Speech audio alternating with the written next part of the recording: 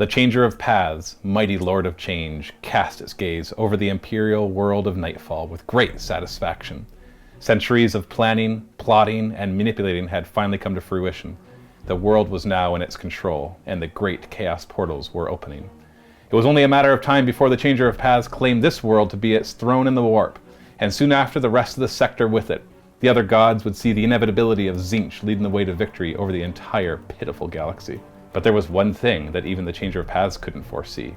A strange sensation passed over the greater demon as it felt the approach of something new, something alien, something designed to foil its plans. It wasn't until the mighty spores of the Tyranid Hive Fleet Kronos were descending onto the world that the Changer of Paths felt a tinge of panic, something it hadn't felt in a very long time. It could already sense the strange adaptation of this Hive Fleet. Tyranids were not new to this Lord of Change. It had bested many swarms of Hive Fleet Leviathan, but this one was different. This one smothered the warp around them. The Changer of Paths could already sense the mighty warp gate's energies being drained. Its forces needed to be mobilized and the Tyranids destroyed before they did too much damage to its plans. We play and call it work.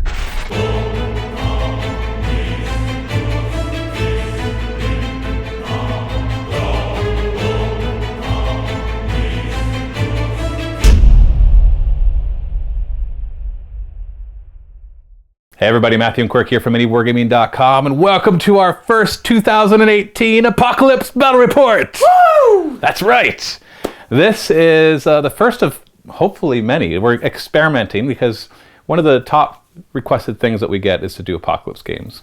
And then earlier this month in January, I'm not sure when this is going out, but in January 2018, I put out a question saying if you could control MiniWarGaming and have us do one video or video series, what would it be? And then I let people add in the poll options on Facebook. The top voted one by far was a 10,000 point game between Matthew's Tyranids and Dave's Chaos. And so coupling that with how many times people asked for Apocalypse, and also I've been having some thoughts over the Christmas break too about using Apocalypse to do certain things, which we'll talk about later. I thought, okay, let's do this. And this is Dave. Quirk's first name is actually Dave, and he's playing Chaos Demons. But just all joking aside, Dave and I, the real Dave and I, have already planned a game that we're going to be doing as well, but he's not available to film it for another month or two. So I thought let's do another one instead. So Quirk is bringing Chaos Demons against my Tyranids. And as you've already seen in the intro, we even have a bit of a backstory to it with his Lord of Change leading the charge, the Changer of Paths. Changer, I think so. Yeah, I think that's what we call him. And he's united 4 chaos gods to start this huge grand ritual, and he's already manipulated this far into the plan. And we've got portals, but then Hive Fleet Kronos arrives. And Hive Fleet Kronos in the new Tyranid Codex actually talks about how it's an adaptation that's used to fight demons. Mm-hmm. Whereas before the Tyranids just avoided them wherever they could, now they're actively going after them. So this works really well in the lore as well for a reason for us to fight. Doing 10,000 points each, using the Apocalypse rules from the chapter approved 2017 edition. So it does mean this is open play. So remember that when it comes to us using stratagems and summoning. Yeah, you can do it for free, doesn't need to pay the points.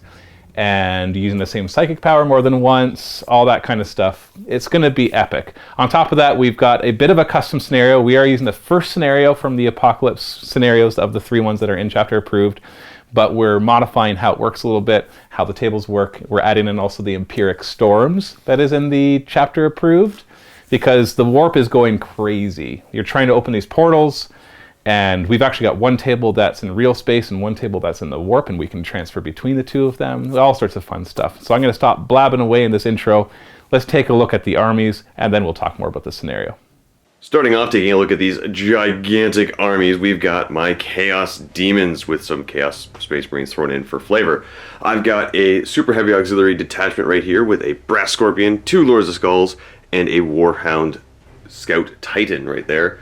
And then I've split everything up into, the 4 colors of the rainbow here. We've got the Khorne section with 3 units of Bloodletters, 3 Skull Cannons, and 3 Bloodthirsters. I've got one of each variation right there. Over here, we've got the Tzeentch section with 3 units of Pink Horrors, 2 Heralds of Tzeentch, 2 units of 6 Flamers, a unit of 6 Screamers, as well as the Lord of Change. Changer of Paths. That's his name. All right. Moving on along, we've got the Nurgle section, 3 units of 30 Plague Bearers, Epidemius, and a Great Unclean One, as well as a Soul Grinder of Nurgle, because you always gotta have a Soul Grinder of Nurgle. And lastly, we have the Slaanesh section with 3 units of 10 Demonettes, some Seekers, a couple Fiends, 2 Chariots, and an Exalted Chariot in the back with the Mask hiding right over there. And then over here I've got a... I forget what the detachment is, but it's 5 Demon Princes. Supreme? It is Supreme Command. Supreme Command. So I've got 5 Demon Princes right there as my Supreme Command. That is my full 10,000 points of Chaos Demons. We've decided to have 4 Warlords, and one of them is going to be the War Master. For my 4 Warlords, I almost said 3 there, I've got one of my leathers. It's going to be the pretty one right here. I forget which one that is. I think that's Unfettered Fury? Big Axe? I'm going to say that's Unfettered Fury. Then we've got over here the Great Unclean One as my second Warlord. I have this Demon Prince right here. That's a Demon Prince of Slaanesh. Going to be the 3rd Warlord. And then my War Master is the Lord of Change, whose name I just forgot. Even though Changer of Paths. Changer of Paths. That's it. And that's going to be my War Master. So 4 Warlords, well 3 Warlords and a War Master. And we've got the swarm of Hive Fleet Kronos. Blah, blah, blah, blah. And he never actually said how many command points you had in yours. How many command points do you have in yours? 3, 6, 12, 13, 14, 17. 17? 17. Oh, that's it. I have 24. What I did is, it's a little easier for me to get more because I just have Tyranids, whereas he had 4 Chaos Gods, and they need to be in separate detachments.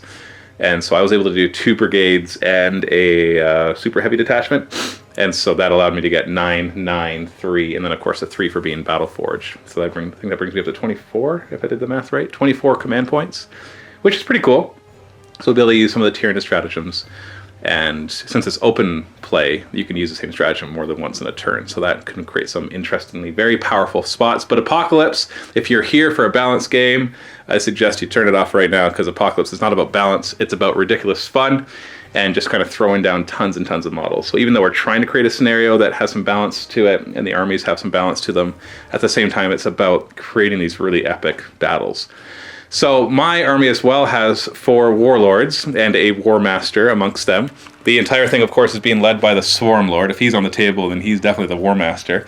Hive Fleet Kronos is not making any mistakes here. It's already moved through the Great Rift, closing as much of the warp gates and warp incursions as possible. But it has sensed that this world itself is going to be a great challenge, and so has spawned the Swarm Lord in order to lead a very tactical and powerful charge. And so he is my War Master. All 4 of my Warlords will have the same Warlord trait, which is the Kronos-specific one, which is an 18-inch bubble that if an enemy Psyker fails a Psychic test within 18 inches of one of my Warlords, they suffer D3 mortal wounds, which is quite nasty. The Hive Fleet Kronos Chapter Tactic, or Hive Fleet Adaptation, is that if a model doesn't move, it gets to reroll 1s to hit in the shooting phase, which isn't very Kronos-like, but I guess they didn't want to have an army-wide anti-psyker thing. So that's kind of their second best bet. So I tried to build the army a little bit around that, where there's a lot of shooting, still lots of close combat as well. We also have Old One-Eye as one of my warlords with the same Kronos trait. Although he is a named character and has one that he has to take. So so does Swarm Lord. But we're modifying it for this scenario because it matches the theme of the entire mission. So all the warlords have that. So I know normally they're supposed to have their one for being a named character, but we're switching it over to the Kronos one. And a Turvagon here is going to be a warlord, and we have a Hive Tyrant back there who will be a warlord as well.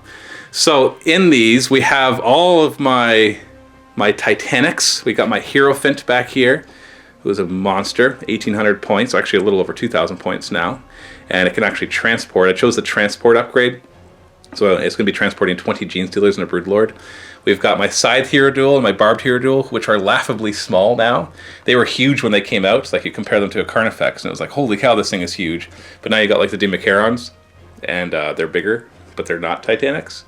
But that's just kind of the scaling of the models. I think that if they redid the Hero Duels, they would make them much, much bigger. Probably the size of Baneblades is more what they're intended to be. And then we've got the Harridan back here. So I've tried to thematically create the lists. Like, for example, we have Old One-Eye with his little gaggle of Carnifexes. So that's 6 Carnifexes, 3 close combat, 3 ranged. We've got the Turvagon with a ton of Termagants. We've got our huge null field here. We got 12 zone thropes, 2 neurothropes, and a maliceptor. So they would be brought along for sure to try to close down the gates. We've got our huge Hive Fleet Vanguard. We've got 3 groups of 20 Gene Stealers and 2 Brood Lords. We've got our posse of Demacarons. Would that be like a quad Macaron or something like that? I'm not quite sure what you would call that. Our duo of Exocrines. We've got our flying swarm at the back here with a Harridan and 40 Gargoyles. 12 Shrikes, which are not in the Codex, so I'll have to use the rules from the Index. It's basically just their Tyranid warriors with fly and 12-inch movements. Pretty straightforward. And a flying Hive Tyrant as well. And other than that, like, there's still other things too. There's Tyranid, there's warriors, there's Ripper Swarms, there's Hormagaunts, there's Hive Guard. There are... No, that's it. I think that's it. Yeah, 10,000 points. I was able to bring a lot of my forces, but this is probably half of what I own, I would guess. Maybe. I think I have a little bit more. Well, Chaos Demons. We have more Chaos Demons in this, but we need just, yeah. Trying to represent all 4 gods forces you to kind of spread out those points right there. So yeah, I still have I could probably bring 20,000 points is my guess is what I own right now, but I'm not quite sure. So anyways, so this is the Tyranid 10,000 point army. The tables are clean. We're ready to go. And thank you, Game Mat, for the mat. And that's Games Workshop Terrain. We got lots of Games Workshop stuff. And then Greenleaf Terrain making a lot of the other buildings that you see here. And there's some assortments from other companies as well that I don't remember. So this is actually going to be a 2-table game, but it's not going to be just 2 games split up. They can actually interact with each other. So what this is supposed to represent, this is part of the fight on the Imperial world of Nightfall. And then this is the warp, where the demons are invading from. And so we're going to be doing a quasi first mission from the Apocalypse book, but we are going to make some changes. There are 6 objectives marked by these right here, 1, 2, 3, and then these 3 storm-looking things from Age of Sigmar or from Fantasy. And those will be worth 2 points each at the end of the game. Killing a Titanic is worth a point. We both have 4, so that works out nice. Killing a Warlord is worth a point as well. But killing the War Master is worth 2 points instead of 1. Probably both of them will be dead by the end. But so there's a lot of secondary points that you can get. But in the end, it's about getting the objectives.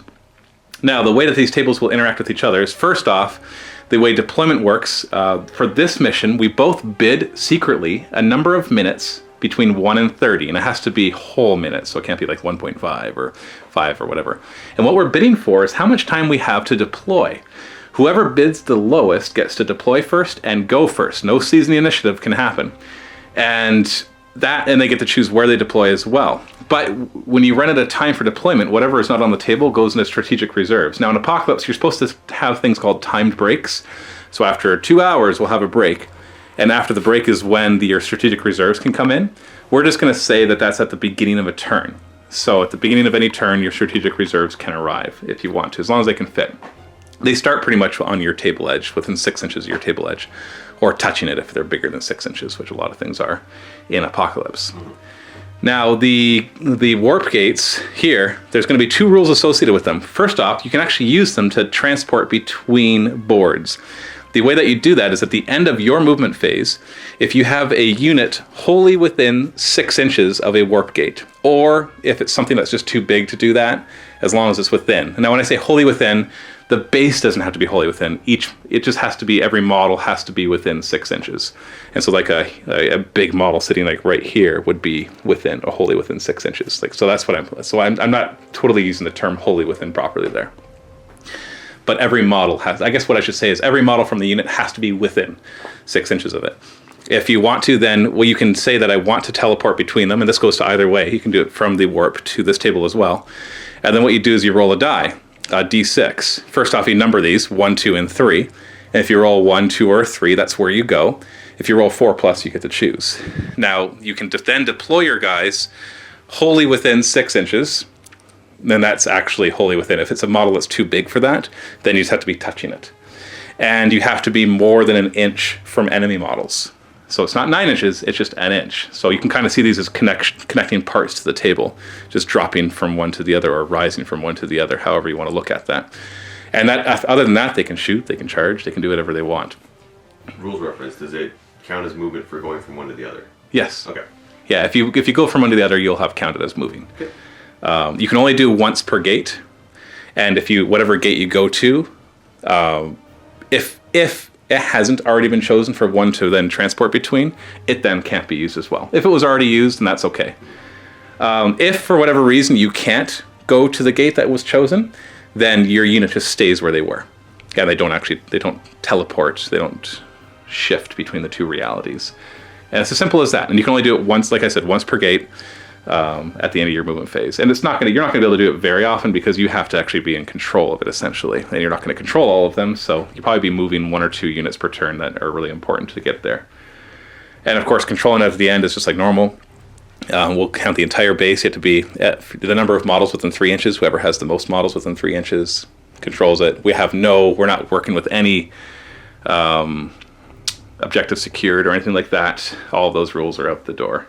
We're just playing mass everything. And so the big groups of guys are going to be important because they can hold objectives a lot more than like one Titan can, because one Titan still counts as one model. Lastly, we're going to use the Empiric Storms. Now we've actually got the cards from 7th edition, and I've just written on them where they've changed. And we've removed a couple of them, the one that returns you into a Demon Prince or a Chaos Spawn, because it didn't make sense for our scenario, because Tyranids wouldn't get turned into a Chaos Spawn or Demon Prince. Demons technically could, but it just didn't quite fit the flavor of what we're looking for here. And on top of that, the last two, 65 and 66, 65 says one of the players randomly gets 10 Bloodletters or Plague Bearers or the other ones. It's Bloodletters, Plague Bearers. I'm not going to waste time on video doing that. Horrors and Demonettes. Horrors and Demonettes, that's right. But instead, because I don't want to control them, because I'm Tyranids, will be instead that if I win, then I get to remove one of his units of those, but it'll be random. Same thing with the last one, that gets you a Bloodthirster or Lord of Change or Greater Unclean One, those kind of things. If Quirk wins, he gets a new one. If I win, I randomly remove one of his existing ones that are on the table, if he has any left by that point. Which he probably will, because you've got 5 in total, 3 Bloodthirsters, a Lord of Change, and a Greater Unclean One. Yeah. So it could just be removed, but it's random, so I don't get to choose. But it's only on the 66, so it's not going to, if it happens, it won't happen very often. The most I've ever had it happen in one game is twice, and we each got a Bloodthirster, which is kind of fun. But deployments are going to be, in both cases, it's an 18-inch no man's land, not a 24-inch, 18-inch. And on this table, it's going to be Dawn of War style. So one army will deploy here, and the other army will deploy there. And on this table, it'll be Hammer and Anvil style. So one army will deploy here, and the other army will deploy there. We're going to stay off of the fortress in the back, just because it's too far to reach. And so it's more there just as a backdrop and shortens the table a little bit. And last but not least, at the beginning of every battle round, we're going to randomly move these around. We're going to move them d6 inches using a scatter die, and they'll move wherever they have to go, except impassable places, in which case they'll just kind of go the best way that they can. And they won't move off the table, obviously. If they go this way, we'll have them bounce or something. It's not too important. It's perfect, just that we have that rule. So they're going to wander a bit, just once per battle round, though, and not the first one. So it's at the end of the first battle, end of the second, that kind of thing. Any questions? No, I think I'm good. That was a lot of explaining, but that is our scenario. If there's anything I missed, I'll let you know as we go along and play. Now, we're going to bid. While Quirk decides on his number, there's one thing I did forget, that per Steve's suggestion, because he's done some bigger games with Mitch, we're going to have it that there's an amnesty between Titans for the first turn. So our 4 Titanics each are not allowed to fire at the other Titanics in the first turn only. And we're going to kind of, gentleman's agreement, to try to stay away from the Titanics for the first turn. They can go and blast away. It's just so that you guys get to see the carnage of the Titans, and rather than having them all dead in the first turn, which is usually what happens in Apocalypse. Have you chosen your number, Quirk? I have chosen my number. You want to reveal first or second? Sure, I'll just do this, because I wrote a bit for you guys. There you go. 5 minutes. Take that, Matt. I'm just ready more to mess with him. Funny, I was actually going to choose 5, and I'm like, no. You shouldn't choose 5, 10, 15, or 20. You should choose one less than them. And so I chose 4. 9. Ha! Because I was going to choose 4, and then I'm like, no, because that's not enough time for me to deploy. I'd rather go second than not deploy properly. I thought I had a timer in my pocket when we were cleaning models. I'm like, okay, how long does it take to clean models? Yeah, well, that's a little different than deploying. I did that in about 3 minutes. I can deploy in 5. I can deploy in 5. So Quirk gets to deploy first. You get to choose your sides. I'm going to set up the camera, and we're going to time-lapse this. But and so as soon as I say go, you got to get it done in 5 minutes. Yeah. Quirk, you ready? You stretched? We've marked out the deployment zones. I got 9 minutes ready to go. Sorry, 9. 5. I get 9 minutes? No, you get 5. I was about to give you 9 minutes. Ready? Are you ready? You got to say yes. Ready. And go. Ah, it's stuck. They're not going to hear you at this point. I know.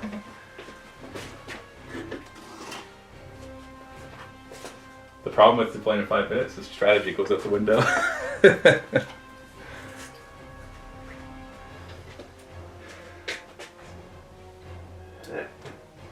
Yes.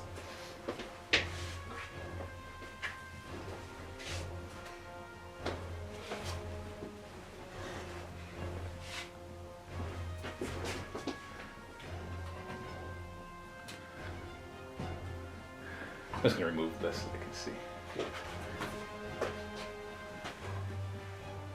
This just thematically makes sense. And of course I put it somewhere that just locks it in.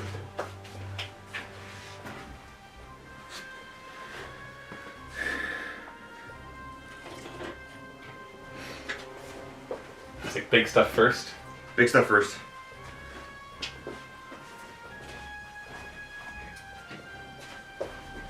What naturally makes sense? The Lord of Change still being in the warp? Yeah. Wouldn't it make sense that it's already in the real space? Commanding people down to the war. That's true. Well, either way, it doesn't matter because he can freely move between the two. Yeah. And he's got his portals open, right? Thank you.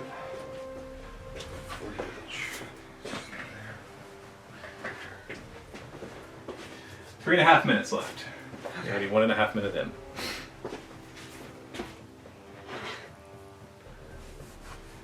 Problem is I'm gonna get stuck when I have to do all the little guys. Yeah, because I got to be standing. No one just tossing them on the ground. Go! What? Yeah. Tossing them. Your character. 5 minutes really isn't that long. No, it really isn't. You're down almost 3 minutes. 4, 3, 2, 1. What? Oh, you're counting. 3 minutes left. Okay. I was kind of done when you didn't hit 3 minutes. Oh, You're 2 minutes in. Give me a mild heart attack there.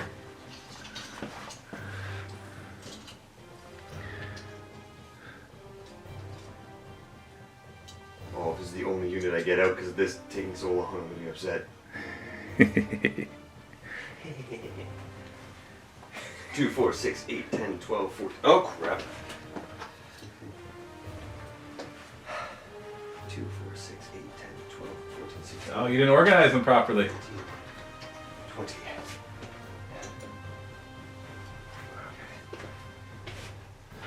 Set up the camera that can see me deploying. Gotta make sure people don't open this door while I'm deploying.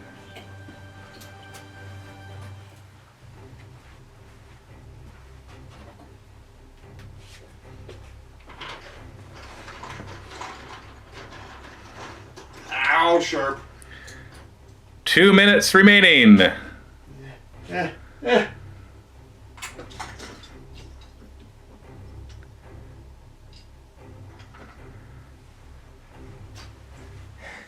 Oh, sure.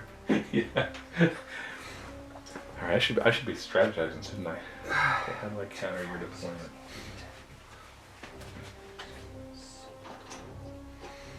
I don't know, just what you put on this table over here is pretty intimidating.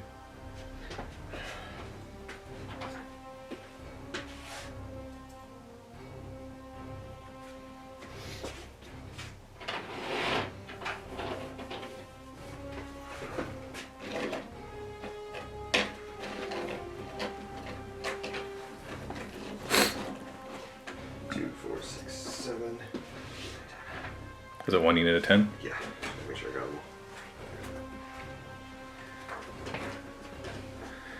1 minute remaining. No! 1 minute remaining. Did you like, oh, I'm almost done. Did you forget about that? Stay in the warp. Okay. Remember, you're not summoning them in. Like, No, I know. They just show up in turn 2. Unless, are any of them able to just go into reinforcements Yep. and deep strike? Yep. Are they all able to do that? How many units I have there? Hang on. Oh, I don't want to slow you down, so you just do your thing and you can tell me afterwards.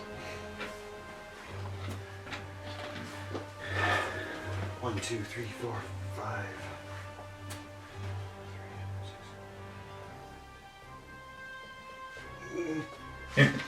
Why is there a limit to how many you can do? Nope. No. It's command points. It costs me command points to do it. Oh. Oh, to reinforce them. Put them in reinforcements? Yeah, put them in the warp. So it's 1 command point if they're lower than... 5, 4, 3, 2, 1. Spending all the command points! You spent all the command points? Oh! Oh, no!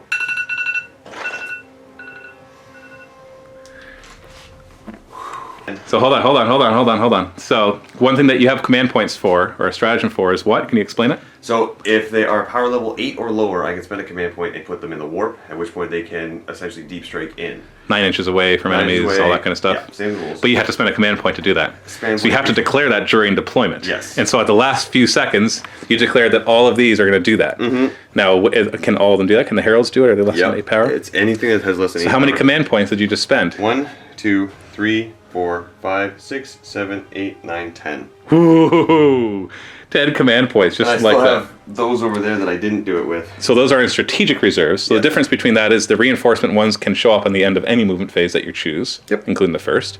And these ones will show up at the beginning of turn 2. Mm-hmm. So not a huge difference, but it can make a difference. Hopefully. So yeah, you did pretty well, except for your Gribblies, right? They were under the table. I forgot that they were there. You forgot. You got the big stuff out first, and you got a front line of Nurgle and Slanesh working together over here. And then on this side, you've got a lot of big stuff. You got your Bloodthirsters, you got your trio of Bloodthirsters, your Lord of Skulls, your gaggle of Demon Princes, your... Uh-oh, what happened? Too many? Oh, okay. One too many is okay. It's if there's not enough. Well, I think I'd let you put one more and be fine. And so yeah, it's a little sparse on this table. You got the big stuff, but not a lot of little Gribblies. But they'll all be coming in first turn, and you have first turn. So essentially, they're just going to be deploying a little further forward. In fact, that might actually work even better for you. Although it costs command points. So how many command points are you down to now? I have... You had how many? I'm down to 7. Oh, that sucks. Okay, I'm ready. I have 9 minutes. And I've already decided a few things, so that's good. Watching you deploy gives me some time. So you ready? I am ready. I'm ready. You ready? You tell me when to go. Ready, set, go.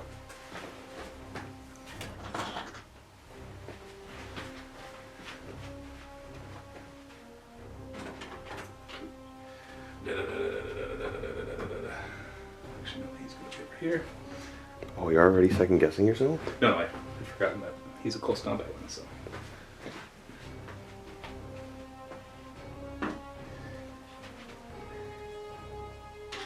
He's going to carry 20 gargoyles. Okay? Mm-hmm. Oh, geez, how are we treating this from a model on the table?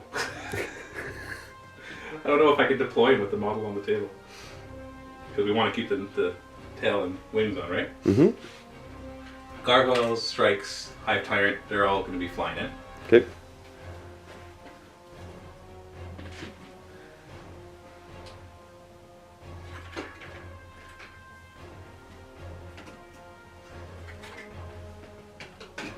Give me like warnings at each of the minutes. That was 8 minutes. Already? That's a minute, sorry. You're at 8 minutes. Yeah, I'm like, that's what I said. Now you know how I felt when you were just like, that's 3 minutes. I was like, wait, what? Well, you put your Lord of Skulls up front. We said we weren't going to try to kill those, but you put it out front. What am I supposed to do? Yeah. Well, you are going first, so.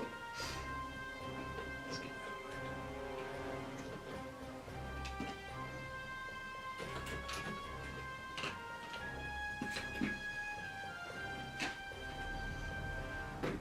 There's no room.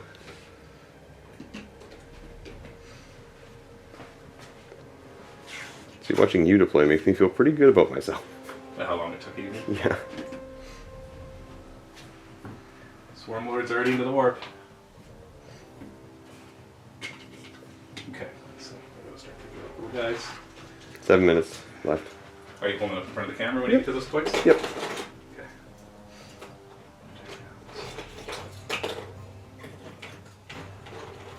This is hard because the Hierophant picks up a very big space. Like often I just house rule it that you can put guys underneath it, but I didn't want to pull that on you at the last second. I don't really have anybody I can stick underneath somebody. I don't really have anybody I can stick underneath anybody, so it wouldn't bother me. No, I mean like I could put guys underneath them.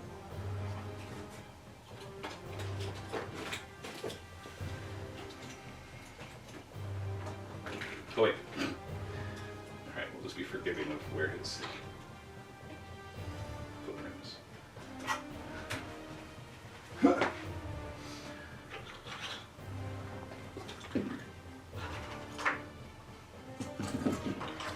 else is able to strike if I want to?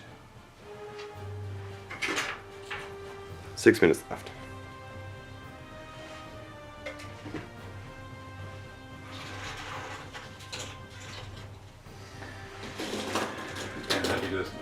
How do you want only 5 minutes? Figured I had big stuff. It's intimidating. And I had big that. Stuff too? Hmm? Got big stuff too? Yeah. I also had the store everything in the warp in my back pocket in case I needed to.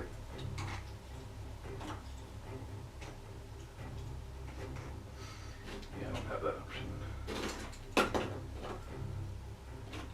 I already said the hero fence transporting 20 Gene Stealers and a Broodlord, right? Mm-hmm. Okay.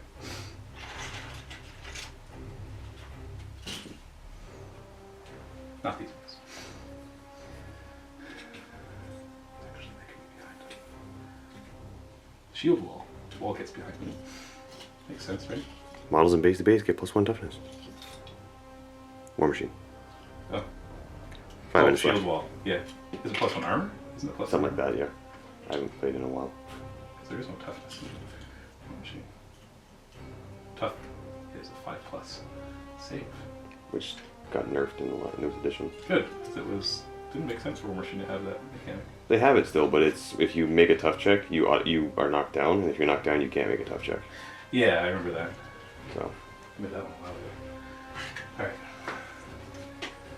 Psychers are already in the warp. No, that doesn't make any sense. Ah! The thematic part is killing me. They're in the warp. Deal with it. Where are we at? You got 4 minutes and 15 seconds left.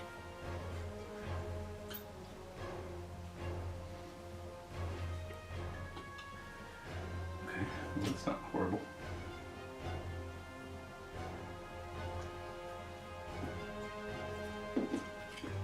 Four minutes.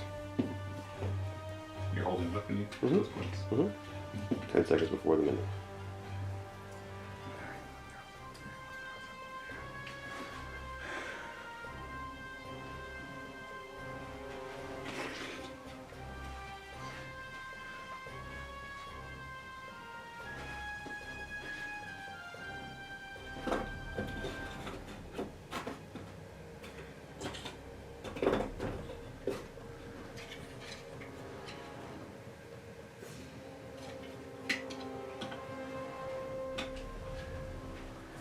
It's good to have a time limit, otherwise we would spend forever deploying. Mm-hmm.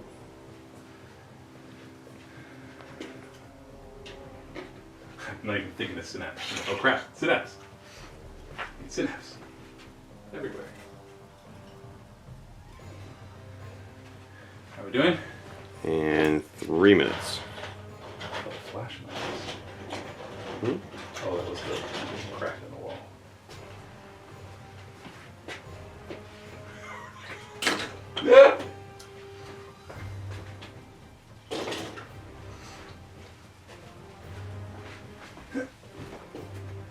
I feel like I'm doing well.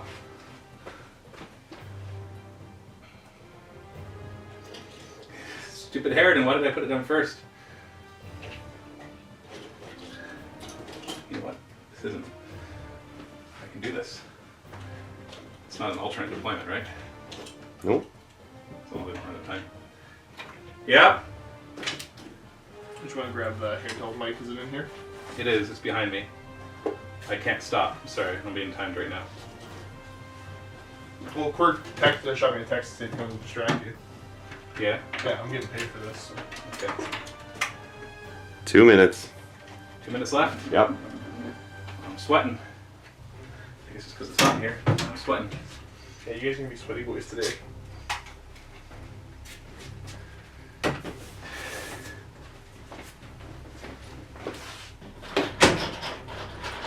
These big units. Freaking hard to put down.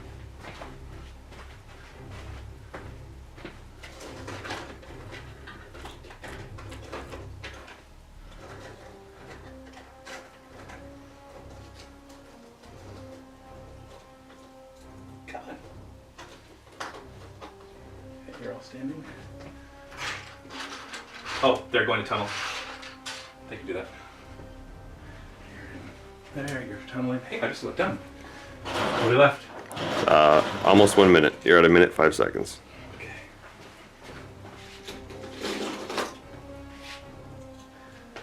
One minute.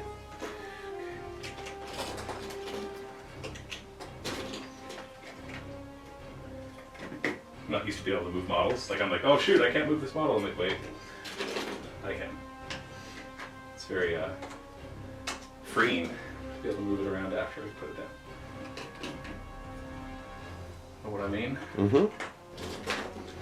Count me down once I get to like 30 or 20. Like, not each number, but Yeah. just. You are at 30 seconds. Got that group of Formagons left.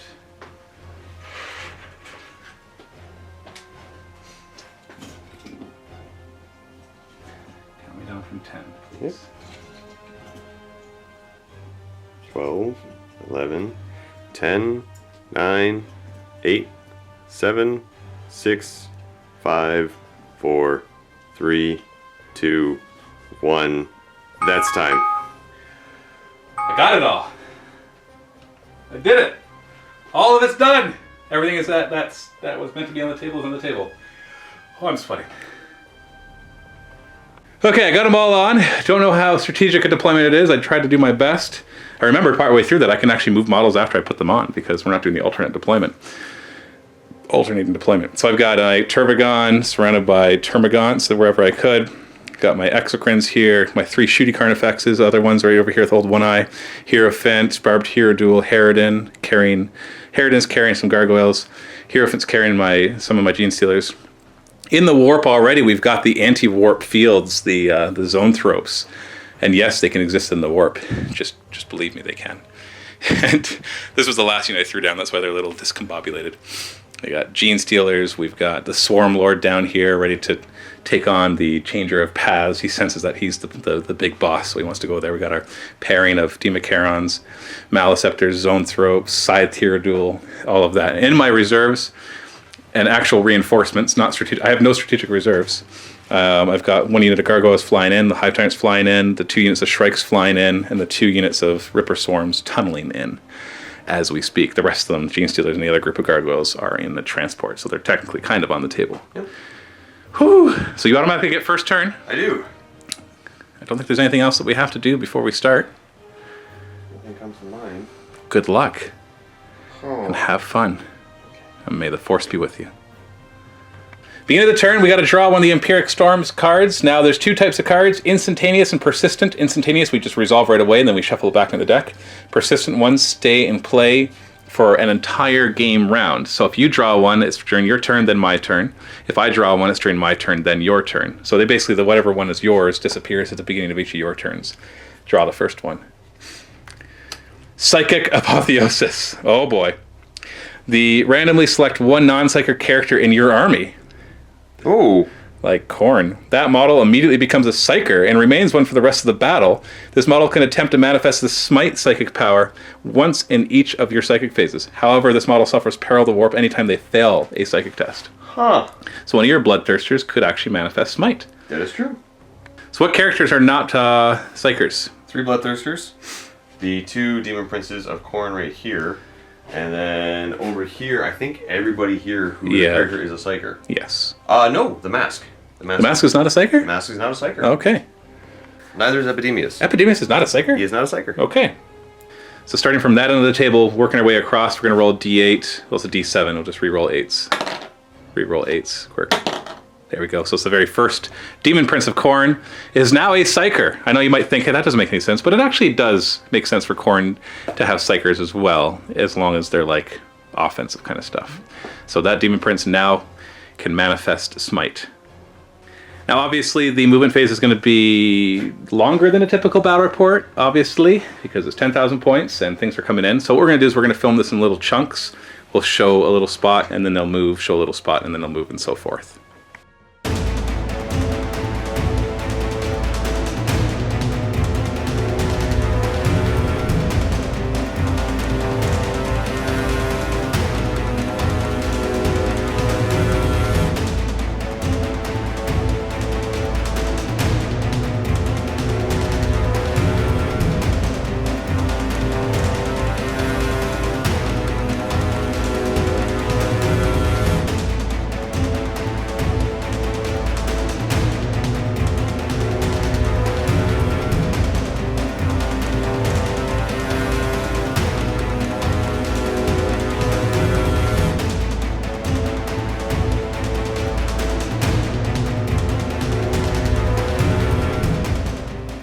at the end of your movement phase.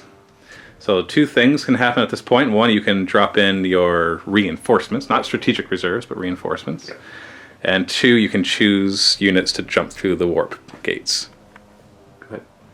Just gotta measure this out, but...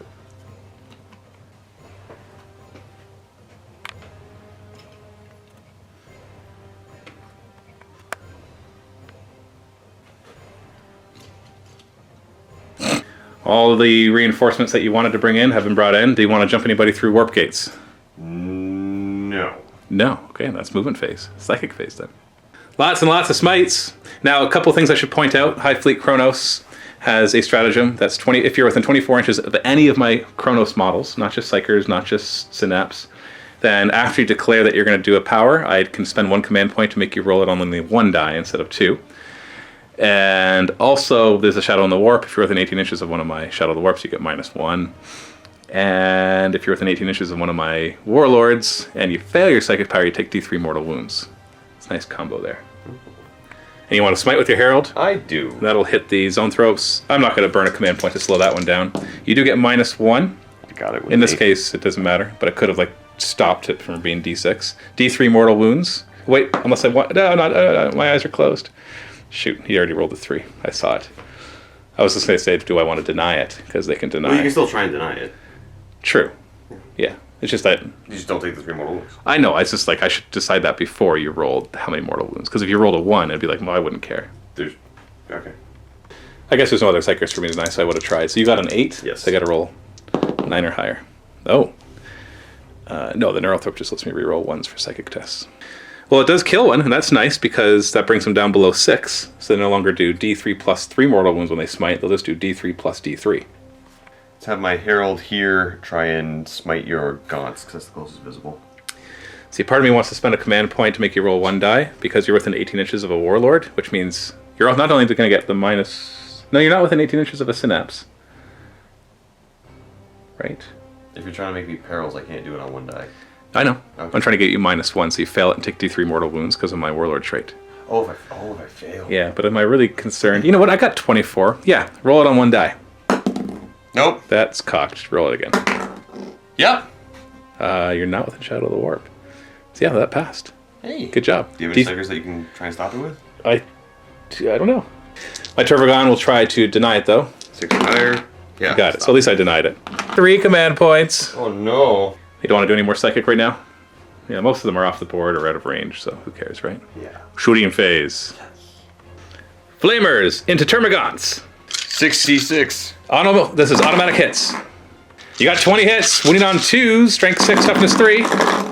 So, yay, 17. That's exactly what I predicted. I'm looking for Dancing Matthews, 6-up save. Oh, not a 1! Where's the Dancing Matthews? What, 3? Only 3 left. Skull Cannon, firing at card effects. D6 shots. 4. Hitting on 3s. Wounding on 3s. 1 wound. 5-up save. Not saved. D3 damage. 2 damage. This is down to 6. Second Skull Cannon. Same card effects. D6 shots. Oh, there's a Dancing Matthew. 3s to hit. 3s to wound.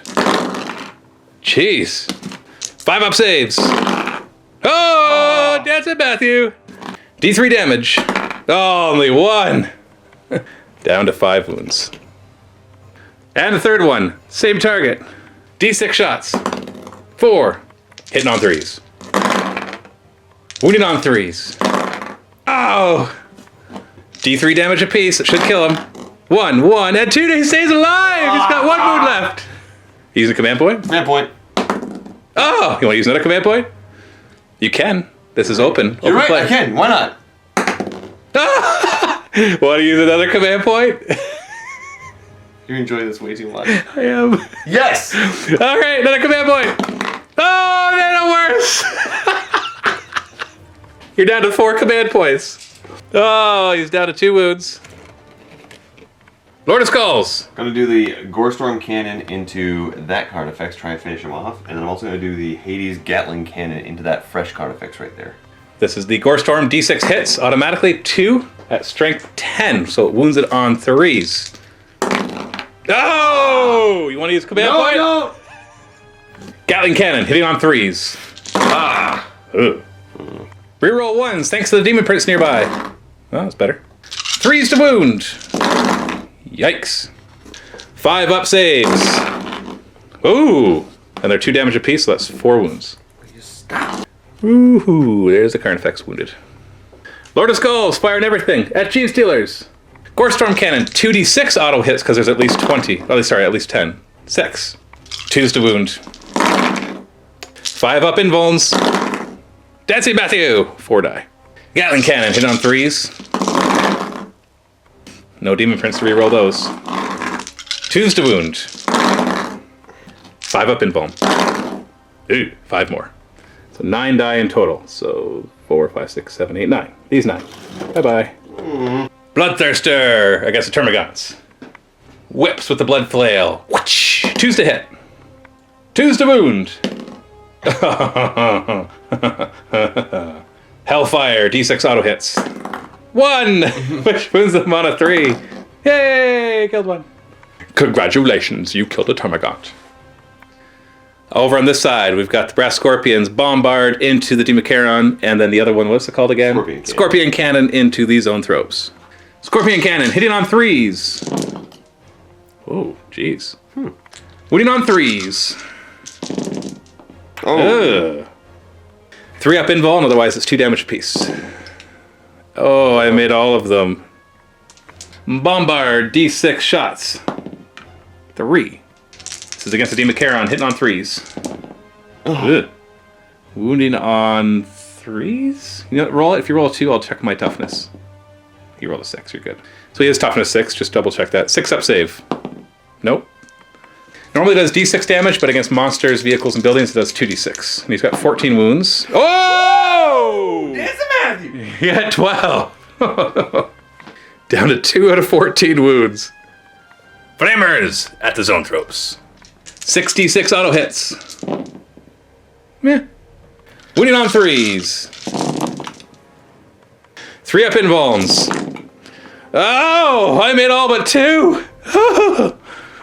One of them's down to a wound. And then we got the Warhound. We're going to do the Plasma Blast Gun into the Wounded Demacaron and the Dual Turbo Laser Destructor into the fresh Demacaron. Start with the Plasma Blast Gun. You're not going to overcharge it? Nope. Oh, okay. 2d6 shots. Ooh, 9 shots. 3s to wound. That doesn't automatically hit. I have to hit you. All right. 2s to hit. And 3s to wound. Ah! Well, those 2, just one of them will kill them because they're 3 damage apiece. I only get 6 up saves. Do I roll the boxcars like you rolled the double Dancing Matthews?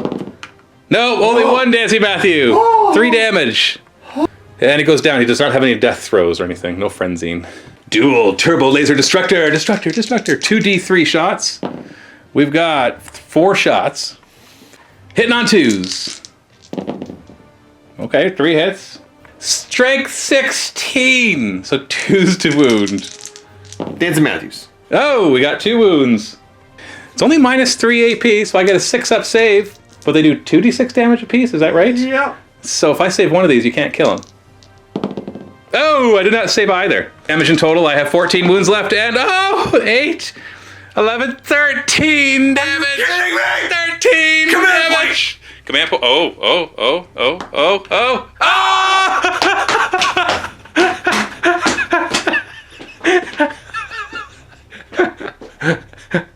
Did you want to use another command point to reroll another one? You know what? Why not? So you can reroll that too? I need a 4+ to kill him. All right. Oh, God, where's this one? How is this happening? You're down to 2 command points. You sure you don't want to use another one? No, I'm good. He's up to 3 wounds. If it makes you feel any better, when I used my first command point, it didn't do anything. You still passed your test. True. Yeah. Charge phase! Lord of Skulls, declaring charge against the Gene Stealers. And this. And the Harridan. So we had a discussion afterwards, and I realized, hey, the Lord of Skulls is coming up, and you're gonna be like killing all my Carnifexes, I thought. Which you might still, actually. And then I'll just have Titans left against your Titan. And so we've decided that anybody who charges in, that's fair game. So these two Lord of Skulls are fair game for my Titans to go after. And we're both okay with that because your Lord of Skulls, when they charge in, can deal a heck of a lot of damage. And that's fine. That's fine. Overwatch from the Harridan. 12 shots from the two bio cannons, hitting on 6s. 1 Dancing Matthew. Winning on 4. And we got a wound. 5 up invuln. Nope.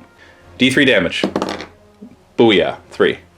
It's down to 25 of his 28 wounds. You need a 9-inch charge to make it to the Gene Stealers. 6. Would you like to use a command point, Quirk?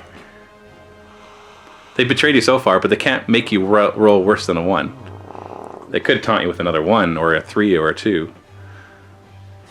4 plus, 50-50 chance. Why not? Why not? I can think of a few reasons. Is that Hey, 11-inch charge! Move him up, move him out, move him in, move him up, move him up, move him up. He's heavy. Don't break him. Right to there, so I'm within an inch of you. Yeah. Demon Prince is going to charge. He's going to multi-charge everything here. Yes. But not the big guy? No. Okay, so 3 Overwatch shots. Flash bores! Nope. Charge distance? That's in. How are you going to do it? I don't want to block myself with like on the Lord of Skulls, so I'm going to come right up to here. You got to get within an inch of a guy, though. Oh, yeah, there's the level there. Okay, we'll go to there, so I'm not quite... Yeah, that should work. Yeah, he's multi-charging everything as well? Yes. Why not? And he rolls 11. Yeah, he'll get into the to the termagants. Yeah. The Seekers are gonna charge the guns. Overwatch. 20 shots in on 6s, re-rolling 1s thanks to the Turbogon. 3 hits. What's your toughness? I'm pulling it up right now. I don't know. 3s to wound, re-rolling 1s because there's at least 20 guys. 2 wounds. 5 up invulns. Ooh, okay. Charge distance. 3? Do they get a bonus to their charge because they're Slanesh? Or is it just they always strike first? I'm pretty sure I have the musician. So you do have +1 for a musician, but 3 would have got you in anyways, but it's just nice to be certain. Pretty crappy charge, though. Over here in the warp, the Seeker Chariot is going to try to charge the Demacaron. Charge distance. 8? We'll check that. Nah, you need like a 10. Do you want to use your last command point? No. Yeah. Bloodletters, multi-charging, Hormagaunts, and the Tyrant Guard? Yes. Show me 9. Yeah, you need 9. 7. You're not going to use the last command point, right? No. Okay. Fight phase. What are you going to choose first? Remembering, I have a lot of command points. Oh, I know. Let's have the Lord of Skulls go first. And we had a quick discussion, just so you know. Slanesh always goes first, but when that just puts them on par with the other chargers. So you can still get to choose the order of all the ones that get to go first. So he wants to go to the Lord of Skulls first, so I don't pile into it. So you're going to pile into the Harridan? And then try to chop it up? All of your attacks on the Harridan then? Yes. So the Great Cleaver of Khorne can do a smash or a slash. Smash is pretty strong, and slash is less strong, but does more attacks. So you're going to do the smash? Yes, please. 4 attacks hitting on 3s. Ha! 3 hits. Decent. That's strength 20. So you're wounding on, hold on, Harridan's only toughness 7, so you're wounding on 2s. Okay, 3 solid wounds. Those do 6 damage apiece, so his 30 wounds goes down to 12, because you just did 18. So you just knocked him down to his wounded state. We're going to back up a moment. I had set off camera I was going to do this, but then I forgot to actually do it on camera. That in the end of the charge phase, I was going to do a heroic intervention with Old One Eye, and he was going to move in towards, he's within an inch. It just stupid scything talent is getting in the way.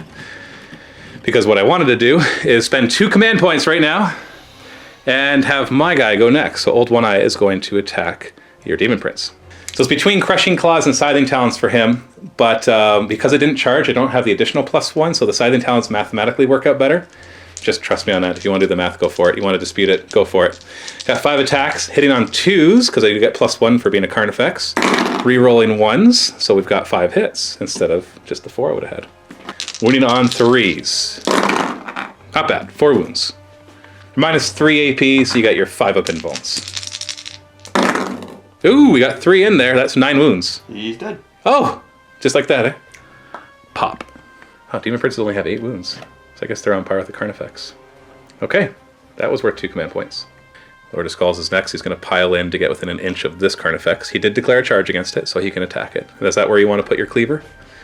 You could split your attacks. I could. I think I will split my attacks. Okay. Just to hopefully kill him off.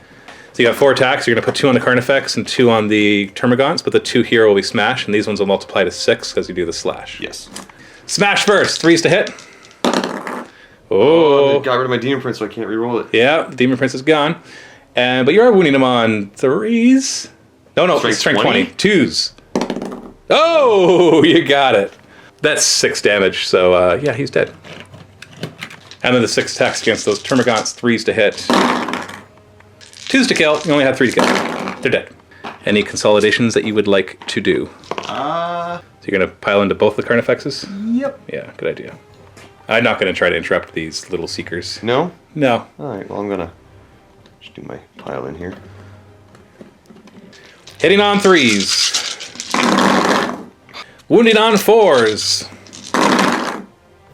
So we'll just throw 6 away from the back. 4, 5, 6. Yep. And then the steeds are attacking. Hitting on 3s. Wounding on 3s. But I guess saves against these. 6 up. Dancing Matthews. Oh, there's only 1, so another 9 die. So 9 more die. 2, 3, 5, 6, 7, 8, 9. And that's all your chargers, so I'll fight back now. Starting with the 5 Termagants. Dun, dun, dun. Hit on 4s. Winning on 4s. 5 up invuln. Oh, they killed 1. Well, that's embarrassing. This one. This Carnifex is going to attack the Lord of Skulls. These 4 attacks with his massive crush or monstrous crushing claws, hitting on 4s. Winning on 3s. Oh, that's cocked. 3 wounds. 5 up invulns. Ah. Ooh, look at that. Dancing Matthews! And then the Harridan will try to chomp down on one of the Lord of Skulls' arms. It's got its massive scything talons, hitting on 3s, re-rolling 1s. Oh, 3 hits. Sorry, he has 2 massive scything talons, so he gets an extra one. I'm not sure if that was errated out, but there's another good hit. And I'm not going to check the errata, but I'm pretty sure they errated out that they don't have 2 massive scything talons. They have a pair of massive scything talons, because that's how all the Tyranid stuff works, so he doesn't get that extra attack. I'm not going to take it unless I'm sure. And I don't feel like going to check. 5s to wound. No wounds. Yeah, then the G Sealers will pile in and scratchy, scratch, mix, scratch, scratch. Hitting on 3s. I'm using their Rending Claws, so no rerolls. Wounding on 6s. Boo, yeah. 5 up invulns. All right, I got a wound. Yeah. It's down to 24. Jeez.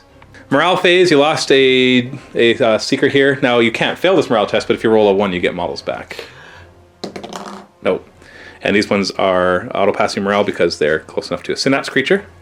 And that goes for any of my other guys that have lost models. Not a horrible first turn. Killed a Democharon, injured another one, killed one of the Zoanthropes. And that's about it for this side. Yeah, not much happened over here. Over here, you killed a lot of Termagants. You killed a lot of Termagants. You killed a Carnifex and half of another one. Lost a Demon Prince in the process, though. Killed some Gene Stealers and hurt my Harridan a lot, which is not nothing at all. And other than that, though, it's been a slow first half to the first turn, which is typical because not everything can charge. Your charge lanes are a lot more constricted because we're not out in the open fields yet. Oh, don't worry. There'll be a lot more stuff going on in just a moment. So let's now go into Tyranids. Turn 2. Turn 1, I meant.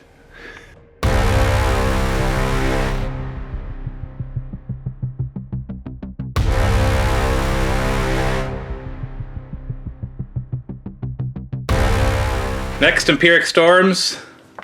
Psychic Boon. Decrease the warp charge cost of all psychic powers by 1. Now, this is a persistent one, which means it stays on your turn as well.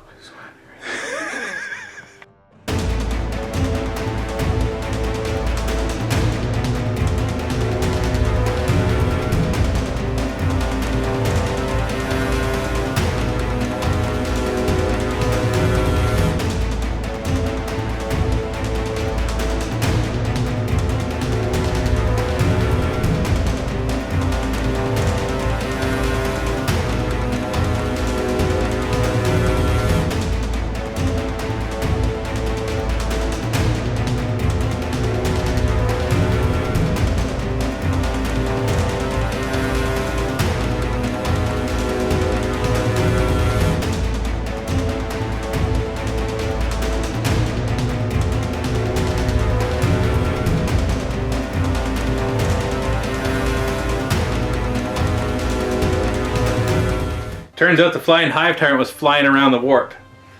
So he's going to reinforce right here. And a bunch of shrikes are going to reinforce right here too. And then the other group will drop down right here. So I guess they flew in from the sky, flew through one of the warp portals, and then landed right here. I'm going to spend 2 command points. I have a stratagem where I can choose a Tyranid model and it regains D3 wounds. And so the Demon is going to regain 2 wounds, so it's going to go up to 5. Importantly, that'll bring it to its next level, so it won't be as injured. And we've got the Scythe Hero Duel within 6 inches of this warp portal, so I'm actually going to have him go through it and come out the other side. So we've got 1, 2, 3 over here, and if I roll 4 or 5 or 6, I get to choose. 2, so he's coming right here. From. Hey guys. Psychic Phase. Maleceptor is going to attempt to manifest Smite, which would be on the Flamers. Only needs a 4 because of the -1, and he gets +1 to manifesting as well. Whoa, good thing. That's exactly 4. Have the Herald try and stop that. I need to... Hey, yeah, this is not a better time to try to stop the Psychic Power. He's a 4+. He did it! He stopped it! Now he'll try to manifest Psychic Scream. And he... actually, I'm not sure if that's 4 or 5. So the Empiric Storms made it a 4, and I get a +1, so I passed. Do you have anybody else that can try to deny that? I have to measure. I'm just gonna take the damage here. D3 mortal wounds that kills a Flamer. Zoanthropes are going to attempt to manifest Smite. We're going to do this one so we hit the Flamers. Only need 4, and this Neurothrope lets them reroll 1s. Okay, Ooh, good thing. That was the perils. Got it. Hey, I got it. No, I didn't get it. They don't get the +1, so they failed. Oh, thank goodness. They'll also try to do Psychic Scream. There we go. So that's 8. You want to try to deny that one? Nope. D3 mortal wounds. 2 more. Kills 1 more Flamer. Back one, please. Neurothrope will smite the Flamers. Well, maybe. There we go. I don't have anyone in range. That's true. Just 1. Down to 1 wound remaining. Too bad Neurothrope, when he kills somebody, he gets to heal nearby Zoanthropes, so that didn't work. Hive Tyrant's going to try to put Catalyst on the Gene Stealers, and he succeeds. Do you want to try to stop it with your I don't Greater? have anyone in range. I was just barely in range for him. That's true. And he'll try to smite this Chariot. Needs a 4, gets a 10. So close. Oh. And that does D3 mortal wounds. So 3. Down to 3 wounds, the Broodlord then will try to smite it. And we get it. Do you want to try to stop it? That one I will try with the are in Greater Fleet range. one. Show me a 7. You know what? I'm going to do his little trick where he takes a mortal wound and gets +1, but I get my Disgusting Resilience, so on a 5-up he ignores it. Nope, so he takes a mortal wound, but I get +1 to this deny. Nope, that didn't help. D3 mortal wounds. Only 1, so he's down to 2. The Swarm Lord will smite, which will hit the same Chariot, needing a 4. We get a 7. Come on. Boom! We finish it off. So this Zoanthrope from the group is going to do Smite, which makes the Flamers the closest target. Need a 4. We roll 1s, thanks to the Neurothrope. Not a 6. Oh, so close! It's 10. They're at full 6 Zoanthrope strength, so they're going to do D3 plus 3 mortal wounds. So 4 mortal wounds, that kills 2 of them. We kill the one with a wound, kill the second one, and then the wound passes on to that one. And this one will manifest Psychic Scream, which will hit this Chariot. Boom! You know, I'm going to reroll a 1 just in case you try to do anything. No, we're good. 2. Down to 4. I feel strange being in the warp and banishing demons back to the warp. So this must be like a midway zone. This is the part of the warp that's trying to pour out into reality. So I'm just pushing you back further into the warp. That's what's happening. This Turbogon will smite these Seekers. I get it. Do you have a Psyker nearby to deny it? Maybe? My Herald is in range, so... It's a 5. Boom! Hey! Yeah, denied twice. Swarmlord only did 1 power, so we're going to do Catalyst. And fail it. So we're good. Shooting Phase. Carnifex Numero Uno will fire all of its Devours into the Seekers. 24 shots on 4s. 3s. 5 up. Hey. Kills 2 and 1 more. Or second one's going to fire, but this time I'm going to spend 2 command points, choose a monster, this one, and give him +1 to his damage. So now he'll do 2 damage apiece, so each unsaved wound will kill a Seeker. 4s to hit. It's actually 2s to wound, not 3s. 5 up, demon save. Oh, they're dead. Oh, that's the rest of them. Yep. Bye-bye, Seekers. Sorry, I'll summon them back. Gonna fire this Carnifex next at these Flamers, and they're toughness 4, right? They are toughness 3. They're demons. Well, you know what? I'm still gonna use the 2 command points to make him damage 2 as well. I stand corrected. They are toughness 4. Hitting on 4s. Rerolling 1s because I'm Kronos and did not move. 3s to wound. Oh, okay, not bad. 4 up, demon save. Dead one, dead one, dead one, dead one, dead one, dead one. They're all dead. Wow, you just take the wind right out of my sails. Yeah. Bye-bye. Exocrine number 1 is going to stand still and fire at the Bloodthirster out front. Do you want to spend a command point or 2 and boost the damage? No, I've already done that enough, and I don't think I'm going to easily kill these guys anyways. 12 shots because he stood still, hitting on 3s because he stood still, re-rolling 1s because he stood still. That was a pretty crappy roll. 4s to wound. Bah! Woohoo! 5 up invuln save. Ooh, 2 damage. Down to 14. Let's try it again just for fun. Hitting on 3s, re-rolling 1s. Okay, already a little better. Winning on 4s? Dang! Just 2. Is that 2? It's just 2. Show me double dancing Matthew. No, one. just 1 dancing Matthew. Down to 12. Jeez. Yeah, not even injured. Hierophant is gonna light up your Lord of Skulls. Please don't. We got our macro cannons. We got 12 shots hitting on 3s. Re-rolling 1s. Oh, thank you. Re-rolling 1s. Nice. Thank you, thank you, thank you. Okay, yeah, we're good. I'm gonna use a command point to re-roll one of these dice. And I'm gonna use a command point to re-roll the other die. Hey, I got one of them at least. Wounding on 3s. Ooh. Command point. One more command point. Okay, we're good. Oh, no. 5 up Indians! Oh, No! Oh my! Each of these does 2d6 times 2 damage. So here's the first half. Oh, look, I'm dead. You are. That's 10, 20, 30 times 2. That's 60. I didn't need to use those command points. Off camera, I rolled the second one. Total damage done was 122. That would kill like 4 Lords of Skulls. Yep. Please, please, please blow up. On a 6. Dancing Matthew. Yes! Oh, Dancing Matthew! Woohoo! 2d6 inch range. 7 inches. And Oh, boy. there's d6 mortal wounds to each one of them. All right, where do you want to start with this? Gene Stealers, d6 mortal wounds. 2. 2 die. Broodlord, d6 mortal wounds. I think he has 6. Hold on. He had 6 wounds. Now he has 1. Nope, he's not dead. Old One Eye. Ouch! That's 6. Other Carnifex. 2. The 3. And the Demon Prince. I feel a 6. 5. Pretty close. So the Hierophant's down to 47 wounds. And the Lord of Skulls is gone. His explosion did pretty well there, though. Barbed Hero Duel will fire both of its biocannons at the injured Bloodletter. Well, I say injured, or Bloodthirster, but barely injured. 12 shots hitting on 3s. Re-rolling 1s, thanks to being Kronos, so not moving. 3s to wound. 5 up demon save. Oh, interesting. D3 damage apiece. You've got 12 wounds left. 2, 4, 6, 7, 8. So he's down to 4. So he's hurting pretty bad. Not dead yet. I'm not dead. The Harridan will try to finish off the super injured Bloodthirster. Hitting on 3s, but not re-rolling all those 1s. Oh. Jeez. Not a good showing for the first use of these orange dice. 3s to wound.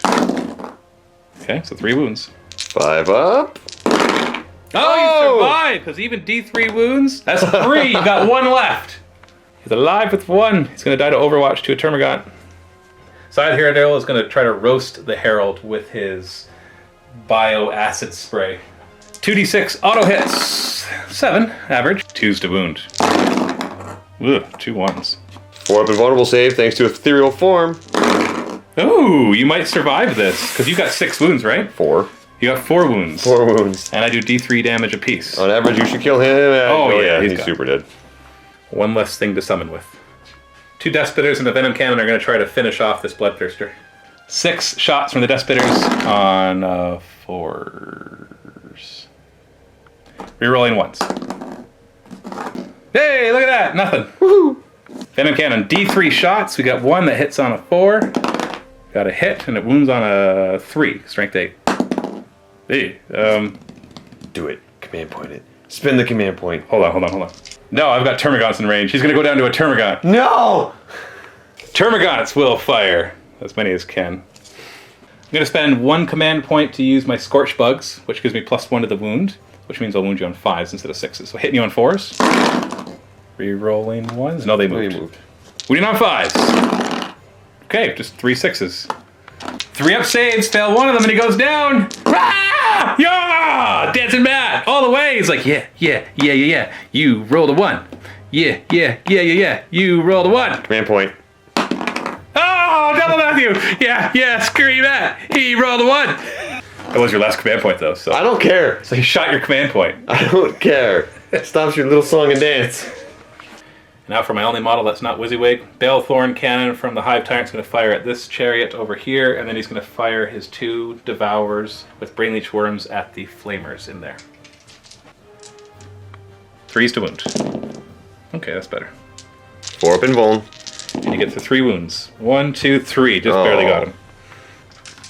The Balethorn Cannon does D6 shots. Ooh, only 2, so probably not going to kill it. 2s to hit. And 3s to wound, no saves. Oh, so he's not dead. No. 2, because 2 damage.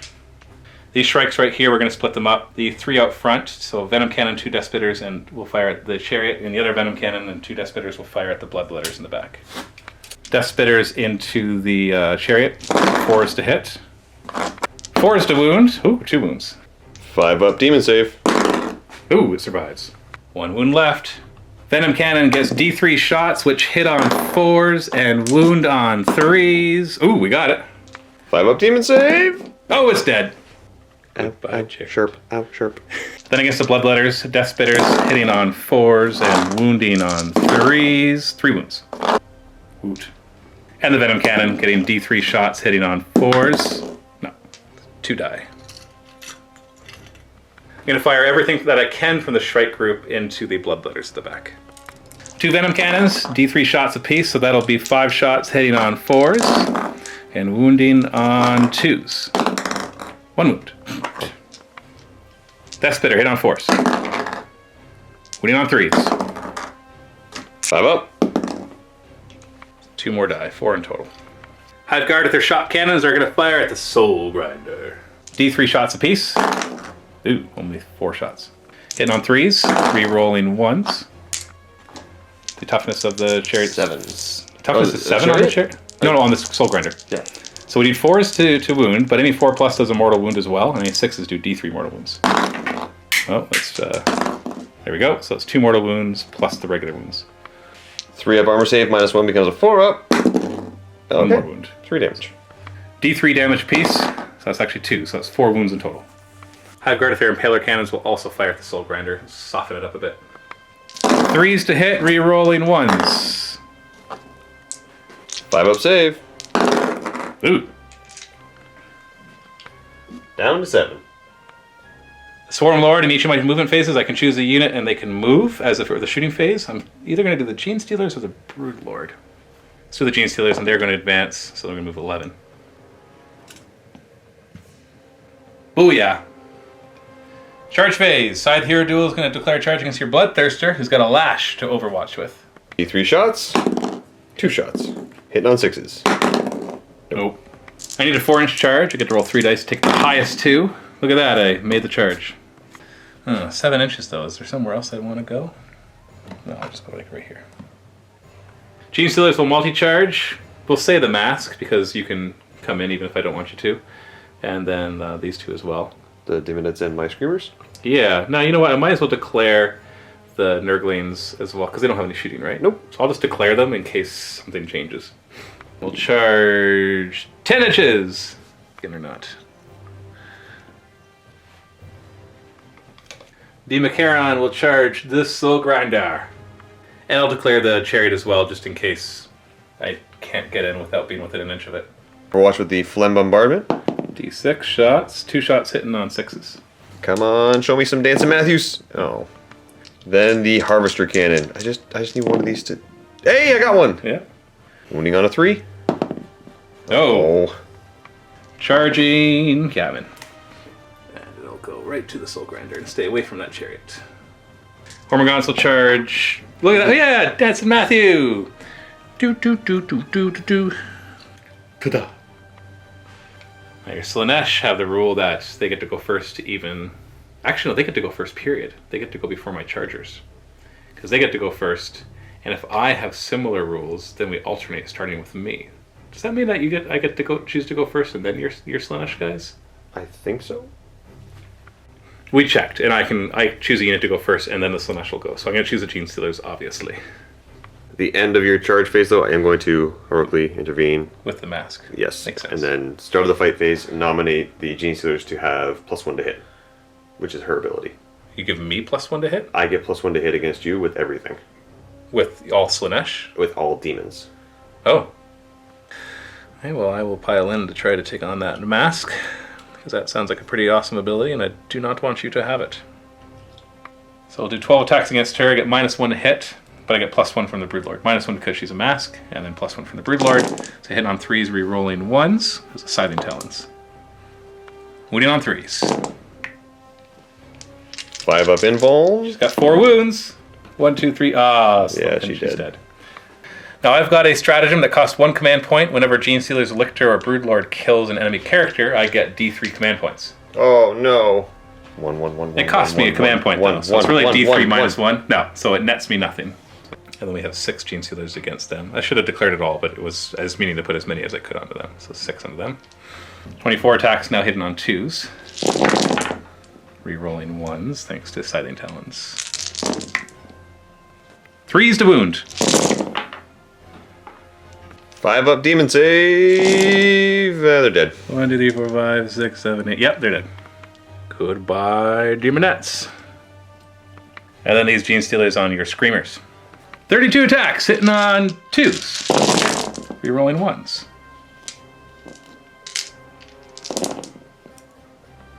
4s to wound. 5 up demon save, +1 to make it a 4 up thanks to ethereal form. Alright, 1, 2, 3.5 die. 1 wound on that guy, and these 3 will die. Demacaron, who's injured, against the Soul Grinder. 5 attacks from his Sickle Claws. Now he's injured, so he's only hitting on 3s. So it's 4 hits. 3s to wound. Ugh, only 2. 2 5 up No, demon hold on. saves. Do those separately. One was a 6, so let's start with that one, because that one does more damage. Gotcha. So this is the good one, the 6. On a 5 up, you ignore it.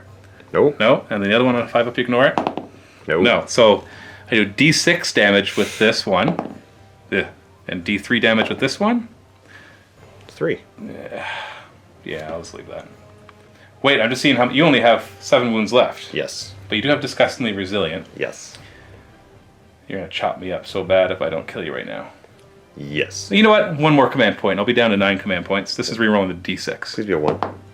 Oh, there we go. So that's 5 in total instead. So 5 disgusting resilient saves, looking for 5s here. Nice. Taking 4 4. hit through. That puts him to his lowest bracket, so that's good at least. Scythe Hero is going to pile in and fight this Bloodthirster. 7 attacks with his massive Scything Talons, hitting on 3s, re-rolling 1s. Okay. Looking at 3s to wound.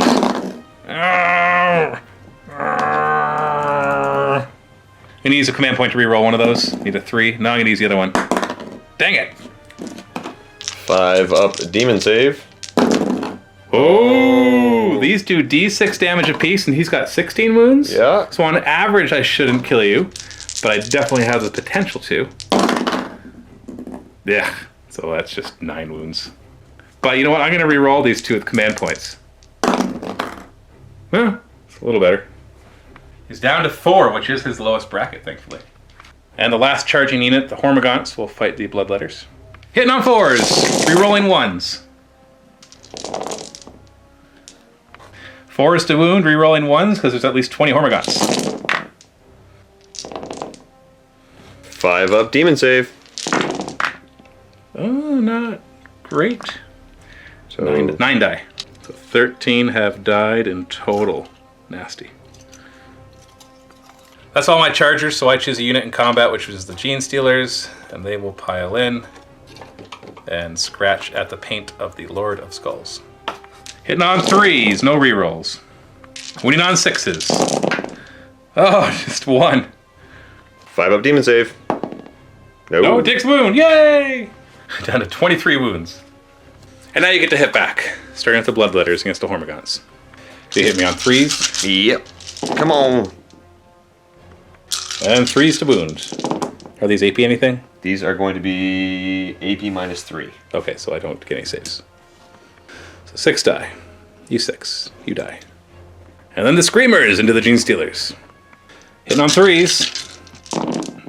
Winning on 6. They're on the strength 6, so they're winning on 3s. Oh, there's +2 strength, so 3s to wound. And I got my 5-up invuln. And I have Catalyst, which is 5-up, ignoring wounds. So 1 dies. So 1 dies. Oh, they're 2 damage apiece. So 1 dies, and the other 1 dies. Oh, just kill. You know, I'm gonna kill the front too. Super damage Soul Grinder into the super damage Demacaron. Only D3 attacks now because he is hurted. 1 attack. Hitting on a 4. That's a hit. But that was your Iron Claw, which is strength 16. 16, so 2's to wound. Oh, I get a 6-up save against it. Oh no, but it does D6 damage. I got 5 wounds left. And boom! You got him. Alright, Demacaron finally goes down. Turbo Laser and a Soul Grinder to do so. Come on, Tallyman. Tally the bananas. Bloodthirster into the Scythe Hero Duel. Only 2 attacks because you were seriously hurt. Oh, 1 extra attack. You charged me, and I have Unfettered Fury. You do have Unfettered Fury. So 3 attacks. These are going to be hitting on 2. You mean Unstoppable Fury? Or Ferocity? Unstoppable Ferocity. That's right. Okay. So you're hitting on 2s, even though you're injured. There we go. Strength 10, so 3's to wound. Ooh, 2 wounds. I get a 6-up save against this. I don't stop either, and they do D6 damage apiece. You won't kill me. I got like 22 wounds or something like that. So you do 6 wounds. Backing up again, though, we looked and you had rolled a 6 to hit, which counts as 2 hits. Yeah, from the Deathbringer ability. So this is looking for a 3 to wound. No. And that's what I get. I've got 16 wounds left. Gotta love the big guys. And Lord of Squalls, I'm guessing you're going to do the cleave rather than the smash. How'd you know? I don't know. Because against Gene Stealers, maybe? Hitting on 3s. Good boy. Okay. 5-up invulnerable saves. Do they dodge out of the way? 1 of them does. The other 4 get cleaved. Well, I'll kill the 4 in the back. These Gene Stealers are dead, so I'm just going to leave them there to tank it. Into the morale phase. You've got your Bloodletters over here who's lost, what, 13? So and they have what leadership? 7. Okay. I'm looking for a 1 at this point. Oh! So they get D6 guys back? Is that how it works? 4 more guys. Hey, you know what? That's better because you were going to lose D6 plus 6. So you rolled a 2 and the rest of them would have gone away. So more demons materialized in the warp. What's their leadership? 7. Okay, so roll 5 or higher. 4 is passed, so they're fine. And any other unit was fully destroyed, so there's no roll to be made. So that was a bit of a deadly turn 1 for Tyranids. It's more like it. Blew up a Lord of Skulls, which also blew up in my face. Didn't kill anything, but injured a lot. Almost killed my Brood Lord, and there's lots of other stuff too. Scythe Hero Duel came in, killed a Herald, and almost killed a Bloodthirster, so that was nice. I've put a lot of firepower into a Bloodthirster, brought it down to 1 wound, so he should die during your turn. But we'll see, unless you don't do anything with him, of course. And then over here, Gene Stealers came up and wrecked the Mask and a bunch of Demonettes and hurt a bunch of Screamers. Took a few casualties themselves, but they're fine. Demacaron went up and injured the Soul Grinder, who also was injured from a bunch of firepower. Lots of Psychic went off here and banished demons back to the lower parts of the warp. That's what we're going to say. We're in the upper parts of the warp right now. And more Tyranids came flying in the warp as well. And the Harridan flew away before it could get too injured from the Lord of Skulls. And the Barbed Hero Duel and Hierophant showed just how much firepower they actually are armed with, which is nice. So lots of shooting, a little bit of fighting, lots of Psychic. Demons are hurting pretty badly, but you still have a lot of stuff on the table. And now the Armistice, if there ever was one, is off, and Titans can fire at whatever the heck they want. So, yay Oh yeah, it's on. It's on. Oh, it's so on. As we go into Chaos Demons, turn 2.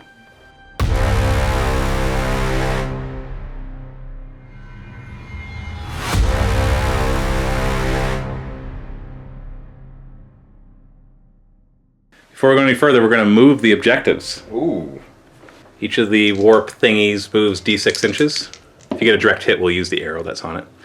And it will displace guys in the nearest way possible.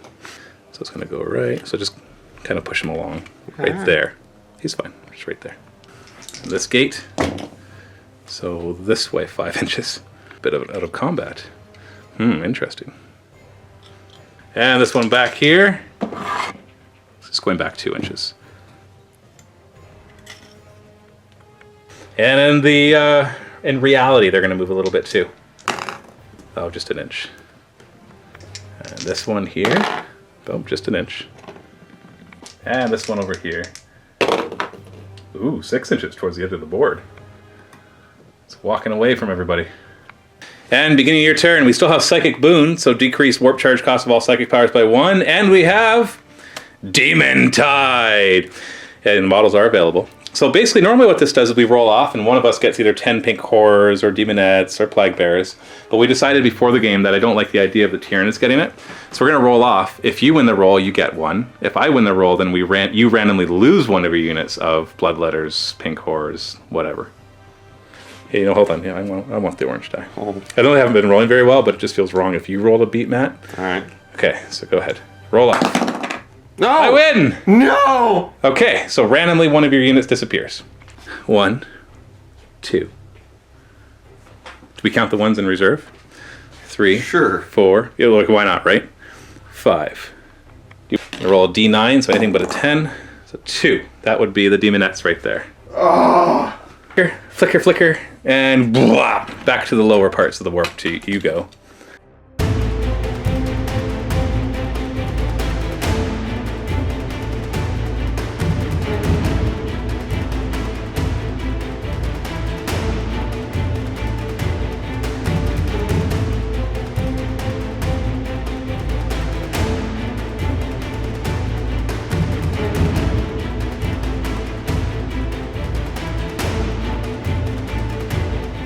End of movement phase. Now you've left a couple characters still to summon, and you also have a bunch of reinforcements. Let's bring them in.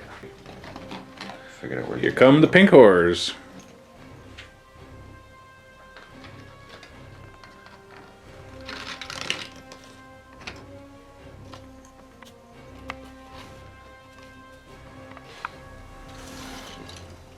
plate. One thing we forgot is that in Apocalypse, or at least in this mission, anything in strategic reserves, which is the stuff you were unable to deploy, they actually are placed during scheduled breaks, which we concluded are between turns, is when you have a scheduled break. So I thought it would be like at the beginning of your movement phase or something, but it's actually between, like while the break is happening, which means he could have placed it within 6 inches of his table edge and still moved it up. So we're going to place those now. So this will be counted as them moving up as well. We rolled for the advance. And we got some Fiends of Slanesh. And some Demonettes. Now on to summoning. Greater Unclean One actually gets to roll 4 dice for it. So the way this works, I roll the dice, and then I can bring in anything that has a power level equal to or less than what I rolled. Nice, Oh, so I rolled a 16. double. So that's a 1 mortal wound on That him? is 1 mortal wound, but I get Disgusting Resilient against it. So 5 plus. No. So you rolled 16, which lets you bring anything with 16 power or less, and you chose a 4 power model. I did. Poxbringer. You could have done like a Demon Prince, but you want the thing that buffs everybody nearby, right? What does Poxbringer do? So Poxbringer gives out a bubble of 6 inches. All friendly Nurgle demon models in that bubble gain +1 to their strength. Oh, jeez. Epidemus. 3 dice. No doubles. We rolled a 9 power. Now I can bring in my Demon Prince. Yes, he's 8 power. Down comes a Demon Prince with wings. Gotta love open plate where you can just summon the stuff for free, eh? It's so good. Take him right there. And You have to be more than 9 inches away from enemies. more than 9 inches away from enemies and within 12 of the summoner. Yeah, good enough. Changer of Paths. That's a double. Oh, it's a mortal wound. Oh, but it's a 12 though. So Bringing in flamers. Remember these guys you killed earlier? Yeah, I do. Then you have the Herald. Gets to roll 3d6. 8, 12. And no doubles. Bring another unit of demons, or flamers. Yeah. Just tuck these back in here.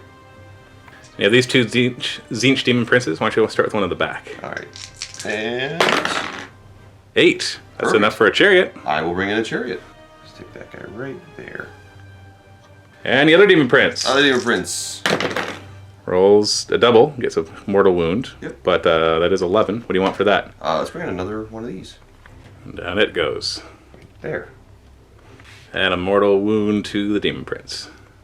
Psychic phase. Start off with this unit of pink horrors here. On a 4+, they do a D3 mortal wounds. Smite. Yay! It's -1 right now because of the warp charge reduction from the Empiric Storms. Thank you, Empiric Storms. So D3 mortal wounds to my Gene Stealers.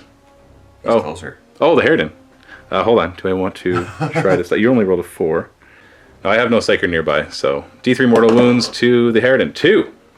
Down to 10 wounds. Now we forgot something at the end of the movement phase. Yes, I want to jump through the warp portal.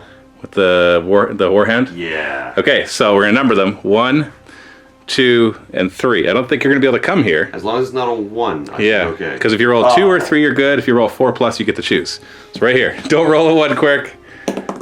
2! All right, so you're coming in right here. Goodbye, Hierophant. Boom, he has to touch it, which is fine. Just do your best. There you go. And smite from that onto the Harridan. 2 dice, needing a 4. You get it, D3 mortal wounds. 2. It's down to 8. And then you're going to try to smite again with the other one. Yes, please. 4+. Ooh, those went all over the place. You rolled a 3 and a 2, so you're good. D3 mortal wounds. 1 more. Well, he's pretty hurt. Down to 7. And then your Demon Princess Slanesh is going to try to do smite. You have shadows in the warp, so you're going to need a 5 again, because you get -1 to your die roll. Are you spending a command point to reduce my dice down to No, 1 die? no, for smite. Okay. So you made it. So D3 mortal wounds. He's got 3 left. 3. 3. Woo! Old one eye dies. Yeah, no, never mind. I was like, there's that one stratagem which lets him fight again, but he's not close enough to fight. Okay, just reread it. Death Frenzies, 2 command points. When you kill the model, then it can actually, a character, then it can actually fight as if it were the fight phase or shoot as if it were the shoot phase. So I'm going to fight as if it were the fight phase. And he's going to pile in and then swing. I'm going to do 5 monstrous scything talon attacks, just because I'm only hitting on, I would only hit on 3s. It's just like the last time, the reason I did that. So hitting on 2s, re-rolling. Oh, we're good. Let's generate more attacks. And re-roll 1s. Now these 5s don't generate more attacks. That would be awesome. Wounding on 3s. Not bad. You get your 5 up invuln, and you're already down to 3 wounds, right? Yeah, So he's dead because they do 3 damage apiece. But you rolled really well there. That does kill your warlord, Demon Prince of Slanesh. So we both go down. You smite me, I punch you in the face. But it cost me 2 command points. This Demon Prince actually knows smite, even though it's Khorne. So I could try to do it as well against, I guess the closest would be this Carnifex. You do have Shadow on the Warp though, so you're going to need a 5 instead of the 4. You'll need a double 6. I got a 4, so... Yeah, you're good. I'm going to try to... Well, you rolled a 4 and a 3, so that's 7. I'm going to try to deny this one. So I need an 8. Actually, no, you rolled a 7, so that became a 6. Because you get the -1. So I need a 7. I stop it. Gonna have this pink horror do a smite on the 5 guys there, try and kill some gaunts. 4+, no. Oh. And you are within, actually, well, the unit's within 18 inches of my warlord. But I don't think the model was, so that's not D3 mortal wounds. Oh, good. And I'm gonna have this guy try and smite going into your hero duel. So 4+. Ooh. You got it. I don't have any way to stop it. No, I don't. Right. T3. 2. It's down to 14 wounds. Starting over here, I'm gonna have the Demon Prince fire a smite into your Gene Stealers. He needs only a 4+. He gets it. And D3 mortal wounds. 2. Still have Catalyst on. 5+. Nope, 2 die. Then the Herald's gonna cast smite into them. D3 mortal wounds. 2. 5+ Catalyst. Stop 1. I'm gonna have the Lord of Change, the Whisper Fate. I don't know. Changer of paths. Changer of paths. I'm gonna have to write down my arm or something. I'm gonna cast Flickering Flames on the unit of Gene Stealers. This is a value 5, so I need a 4. And until the next psychic phase, I add 1 to any wound rolls made for that unit in the shooting phase. So Against that unit, you mean? against that unit. No, sorry, it's a friendly unit. So I pick a friendly unit for that. I'm gonna do the flamers up here. Okay. So, and I got it with You made 5 because you get +2 with Yeah. plus +1 for the Lord first of cast, Change. so that's a 6. Then I'm gonna throw Smite into the Gene Stealers. Got it. Need a 4, but you get +2. That would be 10, so not quite an 11. So close. D3 mortal wounds. It's 2, nor 1. Great Unclean One is going to do Virulent Blessing on this unit here. So what that does is it adds 1 to any wound rolls made for them in the fight phase, and every roll of a 7+ is double damage. What does it need? I need say 7. I'm so sure I need 10 is 6, good. But second one I'm going to cast is Shriveling Pox on the Gene Stealers. If this goes off, you're -1 toughness. Got it. What do you need? Ugh. It's -1 to whatever you need, though. I know. I needed a 6. Oh, so even that's not enough. Let's have the Herald do the Infernal Gateway on your Neurothropes. Zoanthropes? The Zoanthropes? Yes. What does that do? So that is D3 mortal wounds to the closest model, and then all units within 3 inches of that model suffer D3 mortal wounds. If I roll a 12, so I'm going to have to roll a natural 12 here because of -1 from your Shadows of the Warp, it's D6 mortal wounds to that model, and then all models within 3 inches. And what are you required to get? I need an 8, but then +1, so I need a 7, but then -1 for your Shadow, so I need an 8 still. I'm going to spend a command point as Kronos to make you only roll 1 die, so you'll auto-fail, and you're within 18 inches of my Warlord, so you take D3 mortal wounds. You take 3 mortal wounds! Down to 1. I've only got 2 command points left, though. Was it worth it? I think in this case, yes. Shooting phase! Warhound aims its guns at that big bug right there. The Hierophant, Hero Fint. Oh, he's not going to be a hero Fint. He's going to just be dead. just an infant. Yes! Dad jokes, everybody. So dual turbo laser destructor gets 2 D3 shots. This is the thing that could one-shot me. Ooh, you only get 3 shots, though. I don't know, man. I don't know. You only need 2s to hit. 2s to hit. No command point. Oh, no! You rolled a 1 already. Strength 16. And I'm only toughness 8. So you need 2s to wound. Don't get another 1. Oh, you got another 1! No! You can't kill him. But the other one was a 6. So that does D3 mortal wounds in addition to any other damage it will maybe do. So 2 mortal wounds. So it goes down to 45. The most you could do with that 1 if it gets through is 24 if you roll a double 6. This is 2d6 times 2. But I have a 5-up invuln. Save normally. Ah! Oh, okay. So 2d6 times 2. Make it worthwhile. Oh, 10 wounds only. He's down to 35. Now, for your twin plasma blast gun, do you want to normal it or I'm overcharge going to it? overcharge the Titan Plasma Blast Gun. So it gets 2d6 shots. 8, decent. Now, because you overcharge it, for every 1 that you roll, you'll take a mortal wound. So hitting on 2s. Oh! You know, the 4 mortal wounds isn't too big a deal just because you got 35 wounds, but it's the fact that you missed half your shots on a 2+. That's what sucks. Now it's strength 10, so you're wounding on 3s. Oh, no! You're 2,000 points! Make them back! Okay, so it's -4 AP, so I got my 5-up invuln. -3. Oh, no, it's -4. No, it's -4 because you overcharge it. Okay, I did stop it, so that's 4 damage. But is it macro? It is macro. So it is 8 damage then. So he's down to 27 wounds. Now, yeah, you probably could have easily killed him, but he is injured. I think that actually puts him into an injury zone as well. You're down to 31. I almost wounds. hurt myself as much as I hurt you. Yeah, it's pretty bad.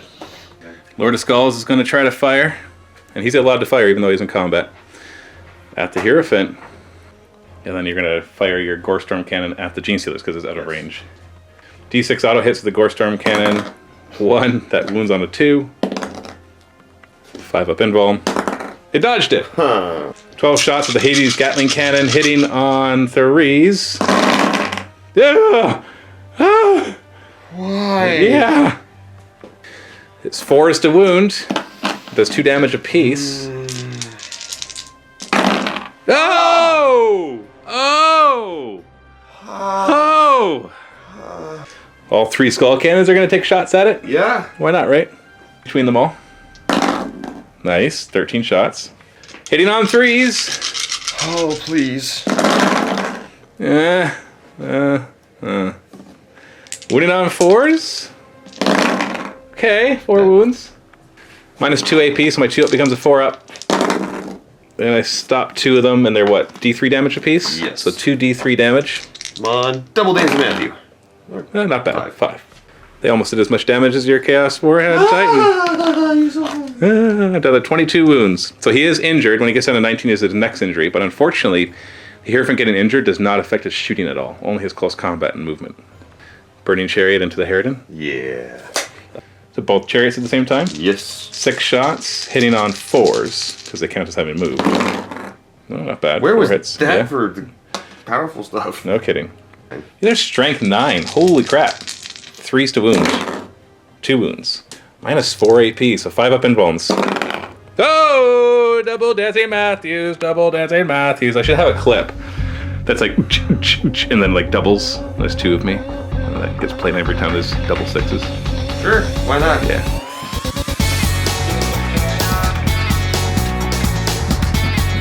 Big unit of 20 pink ores. Let's go ahead and fire at that guy. Carnifex. Yeah. 60 shots, hitting on 4s.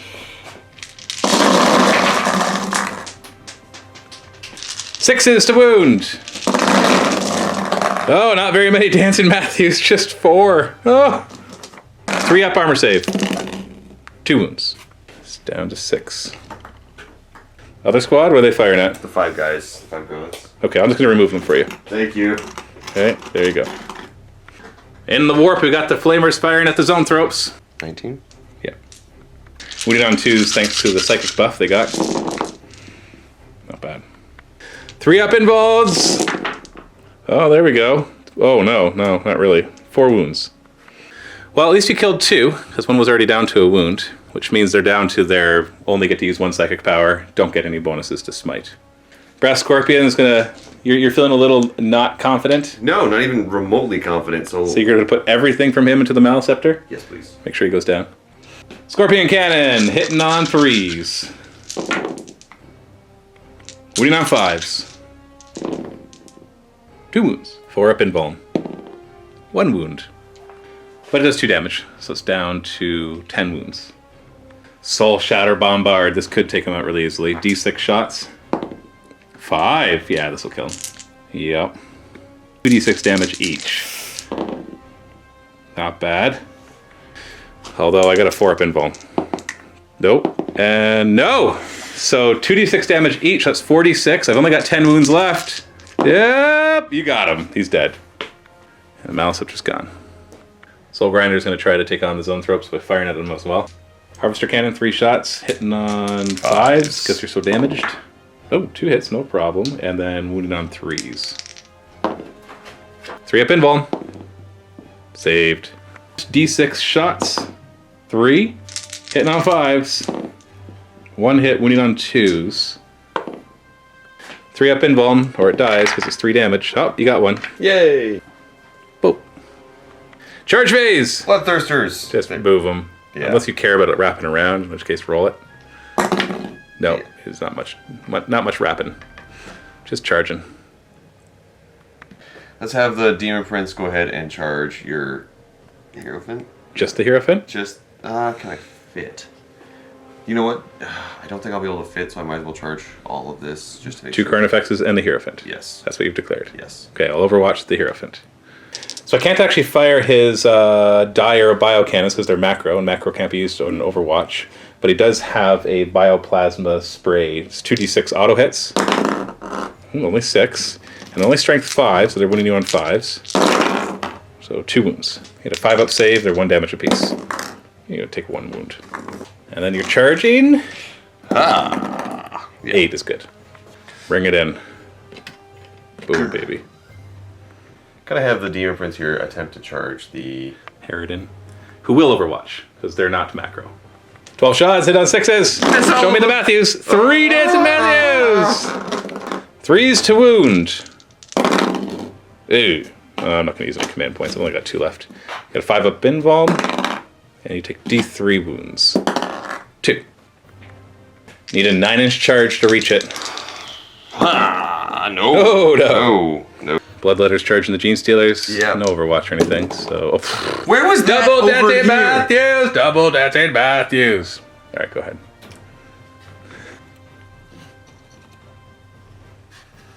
Charges on the warp. Let's have the Plague Bears go after those Gene Stealers. Huh? 7. Yeah. And they are. You want to try the other group as well? Might as well. Just push them in. Yeah. There's really nowhere else for them to go. So, yeah, 3. Look at that. Hey. Just shove them in. There we go. Chariot's charging the Neurothrope and his own throats. Yeah. Ooh. Yeah, it made it. 11.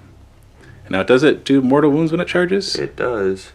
So basically, roll a die for each model within an inch. So 1 for the Zoanthrope. If you roll 6, it takes a mortal wound. Neurothrope. No. Soul Grinder going after those Zoanthropes. A 9. Yeah, that's in. Whatever. They're dead anyways. And the Bloodletters back here. Where are they heading? They're gonna charge. Shrikes or Hormiguns? You know what? I'll charge the Homogons, the Zoanthropes, and the Shrikes. Okay, Overwatch from the Shrikes. 3 Death Spitters hitting on 6s. Nope. What's your charge distance? Oh, that's not enough to get anywhere. 8. You need... Yeah, I needed a 9. Oh, you get +1. Yeah, from the musician. Yeah, you need a 9 though. Fight phase. I'm gonna start off with the Warlord Bloodthirster. I think that's the The one that can maybe kill me in one swing. Hopefully. I only got 14 wounds left. Swings with a mighty strike, his great axe of corn. He's got 6 attacks. 7 because I charged. Oh, right, because the corn thing. So hitting on 2s. And 6s count as 2 hits, which will make up for one of those 1s. Oh, wait. No, you don't get to reroll 1s. Here, there's no demon prince nearby. And this is what, strength 14? 15. Times 2 plus 1 from the charge. Okay, 15. So you still need 3s to wound him. Alright, so 3. No save, so you get 3d6 damage, but you actually roll 2d6 each time and take the highest. So 4 and 6, that's 10. You need 4 more. And you got him! 16 damage! Jeez! Yay! Key wrench. He's gone. I'm going to use my last 2 command points to interrupt you and have my Hero Flint swing with all his lash whips at your Demon Prince. So with the lash whip pods, I'm injured, so I'm down to 5 attacks, but I get 3 attacks per attack with the lash whip pod, so I'll do that. 15 attacks hitting on 3s. Yeah, you're probably dead. Most likely. Wounding on 3s, those are strength 10. Uh-huh. These are 2 damage apiece, so I actually need you to fail 4 of them, so you could survive this. Nope. No, exactly what I needed. 8 damage. It didn't murder him as much as I thought it would, though. So, yeah. Bloodletters swinging at the Gene Stealers. Here, let me just save you some time. Okay. Because the Lord of Skulls will finish them off. Yeah. And I don't have any more command points to interrupt. So your Lord of Skulls will then consolidate into the Hormigons and swing at them. Because why not, right? Yep. And a big old swing hitting on 3s. Killing on 2s. I'm predicting 4 1s. No, just 1. Oh, wow. Yeah, you killed 10 of them. So 10 of them die. Look at that. Chariot next. What's it swinging at? Let's go for the Neurothrope? Yeah, the Neurothrope. So you have 8 attacks. Are these all just strength 4? It's just strength 4. Okay, why don't you toss in the 2 attacks from the Steed as well? Okay. 8 additional attacks, actually. Hitting on 2s. Winning on 4s. 3 plus hit ball. 1, 2, 3, 4, 5? Does he have 5 or 6? That has exactly 5, so you killed it. Whew. D3 attacks. These are hitting on 4s. Hey. Wounding on a 2, strength 16. 3 up hit ball. I assume that does at least 3 damage? It does D6. Oh, okay. Oh, got At least it. 3. You got it. So you got all these plague bears, and these ones get like +1 to wound, and I'm not at toughness 4, but I know I have 5 up involved and 5 up Catalyst, but if you don't mind. Yeah, okay. Okay, because you got a bajillion attacks. There's a chance I might survive it, but then I would just fall back and fire at you anyways. So I'm just going to do this, so you can just kind of pile in everybody, I don't know, like 3 or 4 inches forward. That's all the charges, so now your bloodletters can fight against the Hormagaunts. 12 attacks, hitting on 3s. Winning on 4s, no saves. Just strength 3 right now? Yep. So 4 die. And then I'll swing back at you while we're right here. 20 attacks for my Hormagaunts, hitting on 4s, re-rolling 1s thanks to Scything Talons. So let's re-roll. Oh, that was a 1. And winning on 4s. No re-rolls. 5 up invuln, demon save. Oh! Just killed 7 of them. Don't worry, I'll just roll a 1 again for the morale and bring D6 guys back. Zoanthrope attacks the Soul Grinder and misses, darn. Hormagaunts? Pile in 6 inches? I guess technically they'd have to pile into the bloodletters. Not interested in doing that right now. Or am I? No, I'm not. So just a few attacks here. Hitting on 4s, re-rolling all those 1s. Let's re-roll 1 more. 6s to wound. Alright, 2 wounds. Was he have a 2 up or 3 up? 3 up. My goodness. Hold on, he was supposed to regain a wound this turn. So put that back up to 23. Okay. That's the end of the fight phase. We got some morale checks to do. Or just one morale check. This one right here. You lost 7 guys, you had leadership 7, so you're losing D6 more unless you roll a 1. Oh, that's the Dance and Matthew. The rest of them are gone.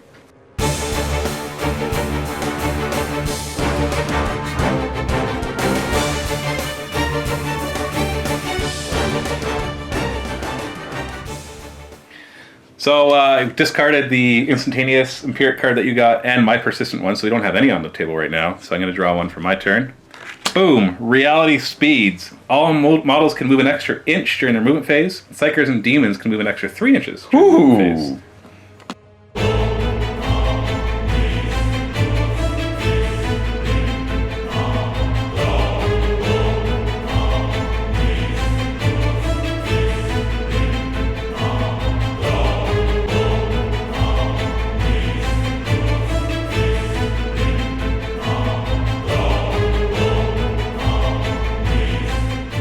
End of movement. Swarm Lord's going to jump through a portal. 1, 2, and 3. The only one I don't really want is 3. 1 or 2 is fine, so anything but a 3. 3! Alright, not where I wanted to go. Boom. Well, we'll deal with it. Same numbers. Oh! Not where I wanted to go. Okay, we're really going to murder those bloodletters then. So that's a pretty big deal because both of those knew Onslaught, and I'm trying to do Onslaught on both of these. I only have 1 Broodlord here to do Onslaught, so one of these Carnifexes will not be able to charge. Zoanthrope will try to do Smite. He's a 5+, and gets it. Do you want to try to deny it? Oh, is there a Neurothrope? Oh, I didn't move him close enough to reroll that one. Yeah. The Herald and a Greater Unclean one could try to deny. Greater Unclean one will try it. Show me an 8. Or no. So D3, and he only has 3 left. 2, but he has Disgustingly Resilient.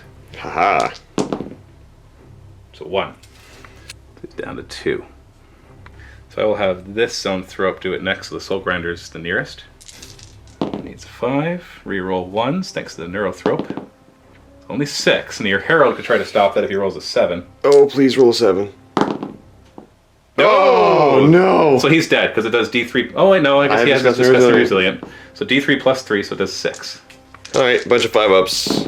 No, just 1. He's gone. Does he blow up? On the 6. No. No. Goodbye, Soul Grinder. And now we'll try to manifest Psychic Scream on the Chariot. Need 5+, I believe. Oh, double 1s. We get to reroll 1s thanks to that Neurothrope. And we pass it instead. You don't have anything to deny it, so it just does D3 mortal wounds. 1. Neurothrope will smite it. Reroll 1s. Oh, we got a Perils. Takes D3 mortal wounds, 1 mortal wound, but I also get to do D6 mortal wounds because of that. I do 2. Down to 9. And he'll do Psychic Scream, and he gets it, D3 mortal wounds, 1 more. Hive Tyrant will then smite the Chariot as well, gets it, barely, and does 3 mortal wounds. It's down to 5. Then we'll put Catalyst on itself, and I think it passes, I gotta check. So it was actually 6 was required, so I failed that. Broodlord here will try to manifest Onslaught. It's very important, and thankfully I got it. Bunch of psychers around, so I'm looking for an 8 to stop it. No. I'm gonna put it on this Carnifex and try to wreck up your backlines. Broodlord will smite the Bloodletters. Fails, and then the Swarmlord will smite the Bloodletters. He fails, and then he'll try to put Catalyst on himself, and makes it. Yay! Okay. Gonna have the Zinj Demon try and stop it. I need boxcars. Table Dance, no. Oh, well, close, but no. Shooting phase. Hive Guard are gonna fire their shock cannons at the chariot. D3 shots each, so we're looking at 3, 4, 5. He's re-rolling 1s because they didn't move. And what's the toughness of that chariot? Wounding on 3s, and since it's a vehicle? Oh, is it not a vehicle? It is not a vehicle. Oh, okay. Well, then this won't actually do anything extra, except maybe just kill it just from straight up. 3s to wound. It's 4 wounds. 5 up save. Oh, not going to kill it because it only does D3 wounds, which is just 1. So then I'm going to fire all of the Shrikes at it. Cannons. So 3 shots hitting on 4s. So 2 hits. Wounding on 3s. That's 2 wounds. Alright, so this should finish it off. He's only got 4 wounds left. And I believe these do... Let me check. D3 apiece, he's got 4 left. Boom, we got 5, he's gone. So goodbye, Chariot. These Hive Guard, if they're Impaler cannons, are going to fire at your front flamers. 6 shots hitting on 3s, re-rolling 1s. We got 5 hits. 2s to wound. We got 5 wounds. 4 up invulns. Each failed one is a dead... Yep, 3 dead flamers. Okay. 3 dead flamers. Shrikes into the Bloodletters. 12 shots from the Death Spitters hitting on 4s. Wounding on 3s. 5 up demon save. 3 die. And now the 2 Venom Cannons. 2 Barb Stranglers, 2d6 shots, so 6 shots. You get +1 to hit because you have at least 10 models, so 3s to hit. 3s to wound. 5 up save. 2 die. Flying Hive Tyrant's going to put its Balethorn Cannon into those remaining Flamers, and its its 2 Devourers into the... you know what? It's going to put it all in the Flamers. I don't feel like dealing with Disgusting Resilient. D6 shots from the Balethorn Cannon, so 4 shots hitting on 2s, re-rolling 1s, and then they're going to wound on 3s, no saves, they ignore invulns, and they do 2 damage apiece, so that kills the last 3. No, I just summoned them. They're new. Hierophant, firing everything at your Chaos Warhound! So it's going to be tough because you've got your Titan Void Shields up. You almost injured yourself enough to lower them down a level, so you're going to get 4 up invulns against everything I fire here. So I got 12 shots, hitting on 3s, re-rolling 1s. Oh, so there's 2 misses already. Don't like that. Dang, so only 8 hits. But before we go any further, I forgot that I'm going to take D3 mortal wounds, so 3, and that'll increase the strength of my weapons by 10. So they'll be strength 20 instead of strength 10. Now I'm wounding you on 2s. Ah, 2 1s. 6 invuln saves of 4+. 4+ void shields. They're not invuln saves. All right. They're void like shield invulns. saves. They're like invuln saves. 4 up! Oh! Oh no! Okay, well, I'm still going to do 2d6 times 2, so I'm not going to kill you. No, I can't kill you. No. Come on, Dancy Matthews. Alright, 18 wounds. The fact that 1 gets through and does 18 wounds makes me happy. Barbed Tyranid will fire everything into your Lord of Skulls. 4s to hit. Oh, alright. Once again, I forgot to take D3 mortal wounds. 1, to increase the strength by D6 in this case. So I'll have to strength 10 now. So wounding on 3s now instead of 5s. Or 4s. Oh, That's a big difference. yeah. 5 up saves. Yeah. D3 damage apiece, so that's 6 damage. Drop in the Lord of Skulls down to 17. I'll have these 3 warriors pummel the Bloodletters. 3 rolling 1s because they did not move. That's better. 3s to wound. Oh, okay. 5 up. Oh, 4 die. And there goes 4. And the Venom Cannon gets 3 shots, hitting on 4s, re-rolling 1s, wounding on 2s. Come on, dice. Come on. There we go. 5 up. Yay, killed 1. 11 flesh boars here are going to fire at the Bloodthirster with 1 wound left. Hitting on 4s, no rerolls, they moved. Saves, fail one of them and he's dead. Oh no! Goes down to flesh cores. Okay, good. 1 down, 2 to go. Exocrin's gonna try to take down your Warhound, or at least damage it more. Hitting on 3s, rerolling 1s because he did not move. 5s to wound. Okay, 3. 6-up save. Dance Matthew. So 4 damage. Down to 9. So that's his lowest level. Other one's gonna fire at your Warlord Bloodthirster. Hitting on 3s, rerolling 1s. Thank goodness for that. Oh, 4s to wound. 3 wounds. 5-up invuln. Dang! Woohoo! This Harridan's gonna fire at the injured. No, that's a character. He is a character, and I don't think he's the closest. He's 9 inches away. We know that. Letters? Yeah, those guys I think are closer because technically I can see them with my butt. Instead, I'm gonna fire at this injured Bloodthirster.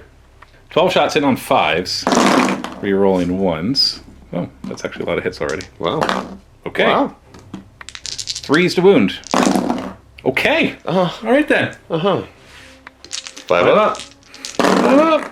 Okay, he's dead because they're D3 damage apiece, but you only have 4 wounds left anyway. 2 out of 3 Bloodthirsters gone. We're gonna put both of these Carnifexes into this pink horrors because you already said you're gonna split them, right? Yep. So basically, 1 pink horror becomes 2 blue horrors, which become 2 brimstones. Yes. So that's a total of 5 wounds per pink horror. Yes. And you've agreed that we're just gonna remove 1 pink horror per 5. Yes. Rather than actually splitting all the pink horrors first to blues, and then all the blues to brimstones. That would take forever. Yes. 48 shots between the 2, hitting on 4s, re-rolling 1s. Re-roll the 1s. 2s to wound. 4-up invuln. Okay, so we've got 1 pink horror, 2 pink horrors, and 1 dies and is blue. So there's the same number of guys right now. So 2 pink horrors go down, get replaced by blues and brimstones and blues and brimstones and blues and brimstones, and then there's 2 more blues. So that's all I did with all that. And I'm at negative, what, 10 right now? Yeah. 11. Negative 11. I thought we should kill one of these blue horrors because we did 5 and 5 and 1. Oh no, that's 2. That's right. That's 2 blue horrors. We're good. Carnifex here is saying, "Screw it, I'm not firing at those guys anymore." Although we could really make them all run. Yeah, let's fire at them again. Horrors re-rolling 1s. Winning on 2s. 4-up invulns.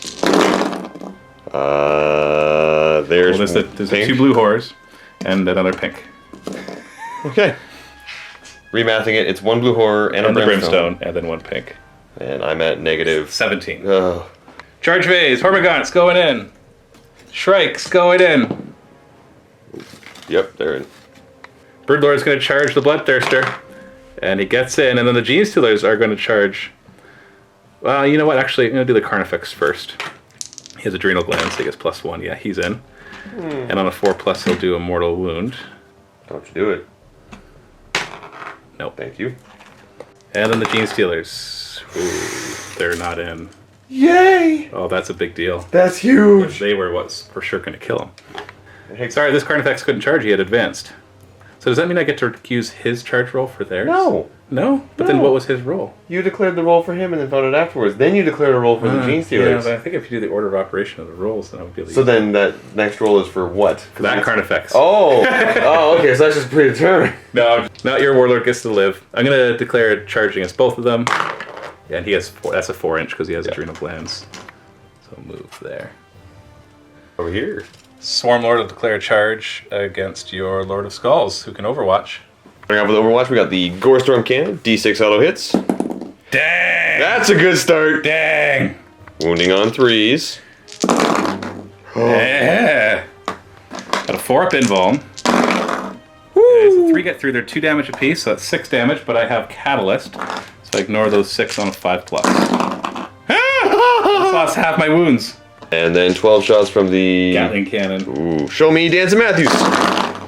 3 Dance Matthews. 3 is up. Ooh. Wounding on 3s. Oh, good. And he charges in. Oh, yay! And then the Broodlord is going to charge the Bloodletters. I got nothing to overwatch with there. No, I don't want to charge it because he could still Overwatch and kill the Broodlord. Start with the Swarmlord attacking. He's got 5 attacks sitting on 2s. Yeah. And then he is only strength 7 now, thanks to you hurting me. Yay. What's the toughness of the Lord of Skulls? 8. Oh, makes a difference. 5s to wound. Yeah, see, 1 less. 5 of Invul, 5s and Danes and Matthews. Come on now. Ah! Hey! 3 damage. It's down to 14. Ugh. In your Bloodletters. 6 attacks, hitting on 2s. 5 up Invulns. 3 die. And this unfortunate fight, Broodlord technically has enough to kill him, but that's like with perfect rolls. So 2 so far, not anywhere near perfect. Nope, just 3. Ah, stop it, man! It's D3 damage. 1 damage. Dropping me down to 15. Oh yeah. At the end of the charge phase, did you want him to heroic intervene?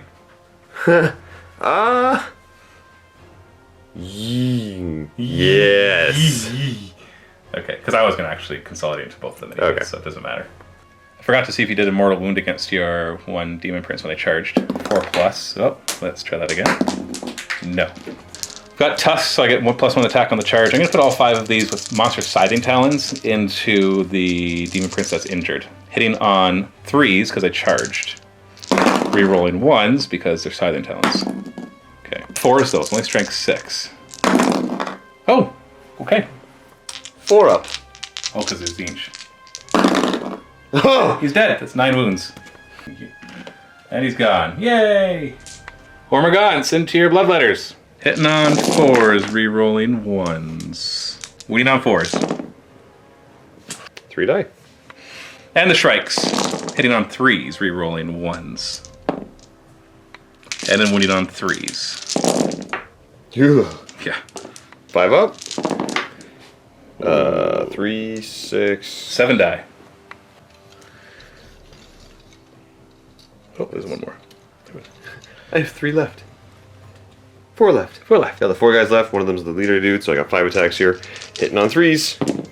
Attacking the Shrikes. Yes. And you did charge. Oh, I have extra attacks because you charged me. Yes. 5 more attacks. Oh, there we go. Okay. Going for 4s to wound. No saves. That kills 1 Shrike and 1 wound off another one. Ha! Bloodthirster against the Broodlord. I'm going to make you roll it because it would be really... pull him! No, it'd be really good if you actually got locked in combat. The likelihood is very, very, very, very, very slim. But you know what? The likelihood of failing all those charges was also slim. So, yeah. Let's do a sweeping blow here. It's going to be 14 attacks, hitting on 2s. I can survive. Okay, you missed 1. See? I did. Wounded on 3s. These are... Wait, no, are you strength 8 now? I'm strength 8. Oh, no, still 3s. I'm Yep. toughness 5. He does have a 5 up invuln. Oh, that was pretty good, but no, not anywhere near. Goodbye, Broodlord. Lord of Skulls against the Swarmlord. You got 4 attacks still. You're at 14 wounds. You have to be at 13 before you get more attacks. You have an invul in close combat, right? I have a 3 up invuln. And what's your toughness? Something. I'm going to go with a smash on this one. So 4 attacks here, hitting on 3s. Ooh. Okay, I might survive this. You're winning on 2s, but I'll have a 3 up invuln. But if I fail one of them, I'm dead because it does 6 damage.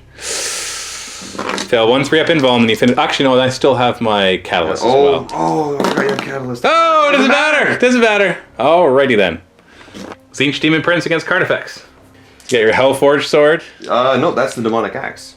So this is going to be strength 8. But I have to subtract 1 to hit you, so I'm hitting on 3s. Oh no. Oh, made a difference. You're winning me on 3s.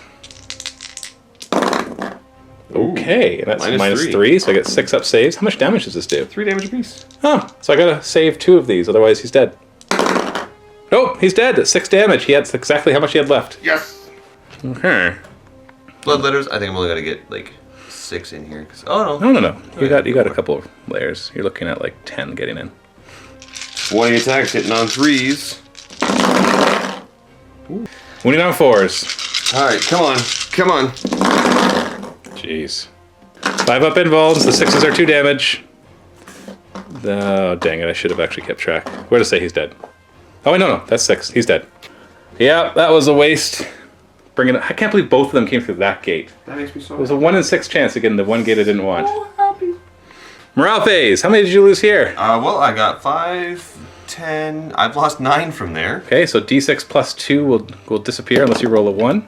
Nope. So 6. What'd you roll? 4? Yeah. So 6 more disappear into the lower levels of the warp. Pink core is right here. You're going to lose d6 plus 10 thanks to morale unless you roll a 1. Oh, 13. So you're losing 13 of them. 1.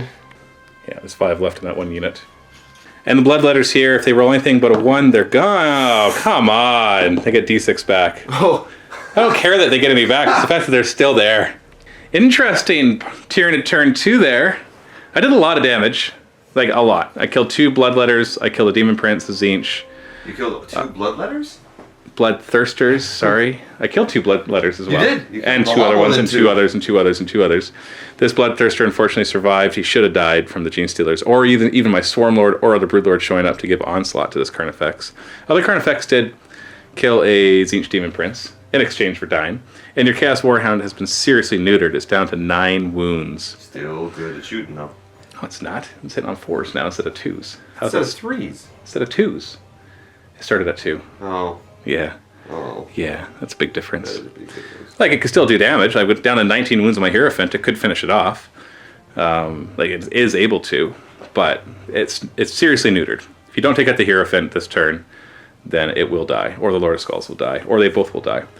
But there was a big upset not having the Swarm Lord or the Brood Lord showing up over here. So they both showed up in the wrong place. Were totally useless. Yeah, I killed a bunch of Bloodletters. I took a few wounds off your Lord of Skulls, and kind of tanking him going after me as well, but so what? Not a big deal. And the Pink Horrors, of course, are proving to be annoying in open play. Being able to spawn blue and brimstones and survive all of that. On this table, on the other hand, I cleared out my half, except for these annoying bloodletters who just don't want to disappear. Got rid of the Soul Grinder and the Chariot. Now, in return, you've killed a lot of Zoanthropes and Neurothropes, some Shrikes. Not much else on this table. Oh, all the Gene Stealers, you killed all of them. And over here, you've now killed most of my Carnifexes except for the 1. And you're slaughtering all my little Griblies. Took out my Broodlords. And obviously, you've injured a lot of my other big stuff as well. So, neither of us are out of this yet. Now, the way we're playing this is it's a timed game. So, we're on our day 2 right now. So, we're hopefully going to get 4 turns done, but we don't know. It might only be 3, depending on how long it takes us to do third turns. We got to keep that in mind for our objectives. But you can see each turn, lots of stuff happens anyways. So let's find out what happens in Chaos turn 3. So you get to draw a card. We still have reality speeds where you're going faster because you're demons. An extra 3 inches, in fact. And now, Psychic Interference. Increase the warp charge cost of all psychic powers by 1. So a trick I'm going to do with the Screamers, they have a 19-inch move now, which is enough for me to go and back. I'm going to do Is that it per Screamer? per Screamer. And that last one definitely has enough to go over and back. So, there. Mortal wounds on 6s. Yay, 1 mortal wound.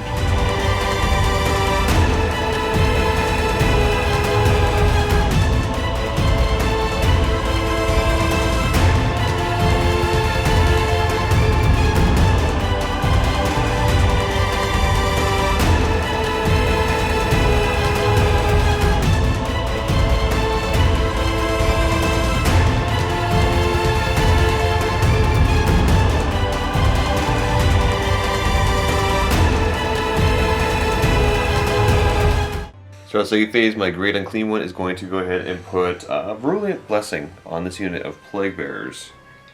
Normally I need a 7, but right now I need an 8 for this to go off. Ha! 6. Oh, nope. No, wouldn't have mattered anyways. Herald is going to attempt to smite onto your Tyrant Guard. He's within 18 inches of the Hive Tyrant, so it'll be -1 to his rolls. He's actually going to need to roll 7 or higher to pull it off. He makes it. I'll try to stop it. I need to roll a 9, because that 9 was actually an 8. I roll an 8. So D3 mortal wounds, 2. Kills the one and wounds the next. Herald's going to try and smite that Zoanthrope. Zoanthrope. He'll need a 7 as well, and if he fails it, he dies. Oh, he passes. I can try to stop it. I just need a 7 or higher, because that 7's actually a 6. Yep, I stopped it at least. I forgot I have a Demon Prince of Nurgle right there, so gonna attempt to smite there. It's a 7, because you're within Shadow of the Warp. Fails, so he takes D3 mortal wounds, because he's within 18 inches of my Warlord. Do you want to roll it? No, you take it. 2. Do you have Disgusting Resilience Yes. on the Nurgle Demon Prince? And he takes 1 wound. Over here, I am definitely in range to have a negative to this. Yeah, you won't be able to smite with these guys. No. Because you need a 7+, and you can only roll 1 die. So I'll try it with this one way back here, and on a 6, it'll smite the Termagants? No. No. Demon Prince Tzeentch is gonna try and smite the. Harridan! That's it. You are in Shadow of the Warp thanks to nearby warriors, so you need a 7. You get it. Exactly. I don't have anything close enough to deny. No, I do. Swarm Lord's nearby. Oh. Yeah, he is. So I need to roll 7. I do. So stop it. Shooting phase! Scout Titan firing at the. Hierophant. That's it. You realize that if you fail this, he's dead, right? Mm-hmm. Okay. No. So you're only hitting on 4s instead of 2s. So you get 2d3 shots with your dual turbo laser destructor. Ooh, only 3 shots. Hitting on 4s instead of 2s. Let's see those 2s. Oh, there's 1 2. Okay, that wasn't as bad as it could have been. So only 2 hits. Strength 16, so 2s to wound. Let's see a 1. Dang it. This could do it. Just one of these could do it. 5 up invuln. Okay, Ooh. I've got 19 wounds left. And you do 2d6 times 2 damage, which means you need to roll 10 on these 2d6 to kill me. Oh, 12 damage. Not bad, though, because you still have your other gun. It's down to 7 wounds. Are you going to overcharge? Yep. 2d6 shots. Ooh, 7, average. All 1s, nothing but 1s. 4s. Hey, take 1 mortal wound, but you do hit 4 times. Winning on 3s. Dang it, do you know why? Because just one of these getting through will finish me off. Because you do 4 damage, but doubled against Titanics, and I have 7 wounds left. 5 up. You got him! Oh. It goes down. Woo! And I'll roll. Okay, might actually lash out. Yeah, on a 4+, everybody within d6 inches, or 6 inches takes d6 mortal wounds. So d6 mortal wounds, 3. So it is now down to 18. Where are you, 18? There you are. Gene Stealers, lose 2. And Warriors, 2 wounds, so it doesn't kill 1. And the Hierophant is gone. I need a second Hierophant. Your Lord of Skull is going to try to take out the Barbed Hero Duel. Yes. Everything. Yep. We're going to back up, he can't fire. The rule is that he can fire even if there's only infantry models within 1 inch of him. But the Swarm Lord is a monster, not infantry. Fine, can I regain my wound? Yeah, fine. Fine, you want to do that instead of firing? Yeah. Yeah, that's a fair trade-off. I'll take it. Let's have both of these 2 chariots, burning chariots, fire into the Gene Stealers. 2d6 auto hits. 8, pretty good. 3s to wound, only strength 5. Oh. 5 up invuln. Oh, and I dodged 2 of them. 1 dies. Nice. I'm gonna have one of the skull cannons fire at the Harridan, just see if I can take a few wounds off. D6 shots. Hitting on 3s. Wounding on 3s. 5 up save. Okay, so D3 wounds apiece. 4, not bad. Down to 3 of its wounds now. 1 more skull cannon? One more skull cannon. D6 shots. Oh, just 2 again, hitting on 3s. Wounding on 3s. And 5 up saves. Okay, well you could kill it if you roll 3 on a D3. No, 1 wound. The 2. Last skull cannon. He realized this guy's going to do like 10 wounds, right? Yeah, probably. 3s to hit. 3s to wound. The 5 up save. Okay, so he gets 2 through. That's enough to kill him. On a 5+, he'll claw at your Tzeentch Demon Prince there. No. 2 Titanics gone. That's very sad. But hold on, I got to put all the gargoyles down first. So we got our Gene Stealers in there, or sorry, gargoyles in there. See how many of them are injured when they come out. Any 1s? So we got 1, 2, 3, 4. Let's take the nearest to your Tzeentch Demon Prince. Let's have the pink horrors now fire at this wonderful new target. Oh, they have cover though. Wah, wah, wah. You know what? I'm just going to do you a favor and remove all the gargoyles. Because you might not kill them all, but you'll kill them down to like just 1 or 2 models at best. And then I got that demon. Yeah, I just don't want to. It's just, yeah. Let's narratively just shoot them up. They're all gone. And then all these pink horrors want to fire at these termagants? Yes. Thank you. You're welcome. Flamers are going to fire at your Shrikes. 66 auto hits. Ah. Oh. And these are strength 6. 5. I didn't get the bonus. So 3's to wound. Ooh. 5 up saves. So you just killed 1, 2, 3 Shrikes. Kill these 3 back here. Brass Scorpion, let's go ahead and take out some Zoanthropes. Scorpion Cannon. 3 on 3s. Ow. Yeah. Wounding on 3s. Oh, jeez. 3 up invuln. That does 2 damage. Didn't kill one. Soul Shatter Bombard. D6 shots. 1 shot. Hitting on a 3. Okay. Wounding on a 2 at least. All right. Kill that one. 3 plus invuln. Oh, you killed the 1. Oh no, you killed the Zoanthrope. I'm going to kill this one right here. Charge phase. Alright. Bloodthirster going after. Oh, there's 2 there. It's 48 shots. I'm going to go after both. Okay. 48 shots in Overwatch, hitting on 6s. 1, 2, 3, 4, 5, 6, 7, 8, 9. Above average! Woo! 5s to wound. Oh, come on! After all that, get a 3-up save. Hey! Yeah! Dink. Charge? Maybe you'll fail it. I think you just did. I think I just did. You totally just did. 6 is definitely not going to get you in. He does have the Locus of Rage, though, so he gets to re-roll charges. What did I end up needing? You need an 8. Oh! 7! Oh, so close. So close. Let's get both the Burning Chariots into the Gene Stealers. So we'll start off with this guy right here. 5? He's got to go down. Does he have fly? He does have fly. Okay, so then that's fine. He'll get in then. Because if he had to go down and over, then that's probably too far. But with the fly, you just ignore that. Like that. And the other one? And the other one. Yeah, definitely. Yeah. Do they do impact hits or anything when they hit? No. Okay. Bloodletters into the Hormagaunts? Yep. Yeah, you're good. And charges on the other table. Where do you want to start? We'll start off with the Plague Bears? Plague Bears. What are they declaring a charge against? The Zoanthrope and the Tyrant Guard. But not the Hive Tyrant. Not the Hive Tyrant. Okay. Charge distance. Enough. Keeping your conga line back to stay within 6 inches. That was the plan. Let's throw the Screamers into the Zoanthropes. Okay, go ahead. Yeah, that's definitely in. Fight phase! Well, actually, hold on. I'm going to do a heroic intervention. And have the Hive Tyrant engage the Plague Bears. So now the Bloodletters into the Hormagaunts. Hitting on 3s. That's better. Putting on 3s, no saves. That's not better. No, that's only 5. So we'll kill these 5. Burning Chariots into the Gene Stealers. Yep. So each chariot has 6 Lamprey bites and 3 regular the Flamer attacks. But their strengths are different, but in the end, they're all going to be winning on 3s, and I'll be getting an invuln save against them, so we'll just roll them together. 4s to hit. 3s to wound. 3s to wound. That's better. 5 up invuln.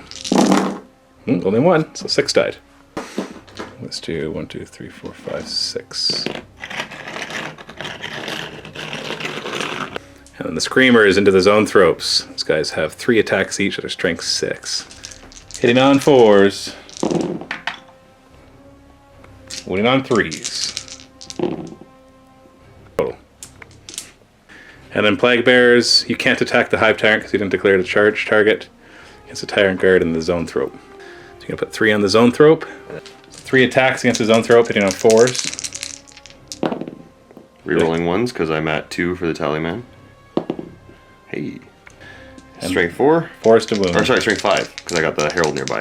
Okay, so 3s to wound, re-rolling fails. Because they're poisonous. And that one counts as 2 damage, right? It does. So let's roll that one first. 3 up. 3 up. Oh, I got 1 wound left. It's down to 1. And then the rest against the Tyrant Guard. 8 attacks, hitting on 4s. And wounding on 5s. What's your toughness? Actually, no, I think it's 5s now.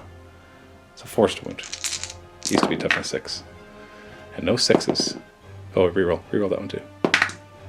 Jeez. AP? Nothing. Okay, so they got their 3-up saves. Oh, okay, they're dead. Because they're 1 damage. Oh, no. Yeah, One they're dead. piece will kill him. That's another tally for your tally, man. All the chargers are done, so you get to choose 1 unit that's already engaged. You have the Bloodletters. Lord of Skulls. Try to finish off that Swarm Lord before he chips off some more paint. Which attack are you going to do this time? Well, I still learned... still smashing, or are you going to slash? I think I might have to go for a slash, because I learned last time that smashing does not work. Well, I've made all my 3-up invulns. You're looking at 3s to hit. Nice. 3s to wound. Oh! It's got 3-up invulns, otherwise you do D3 apiece. Okay, you will most likely kill him. D3 apiece. You need to kill. You need to do 6 wounds. That 3, 4, 5 won't kill him.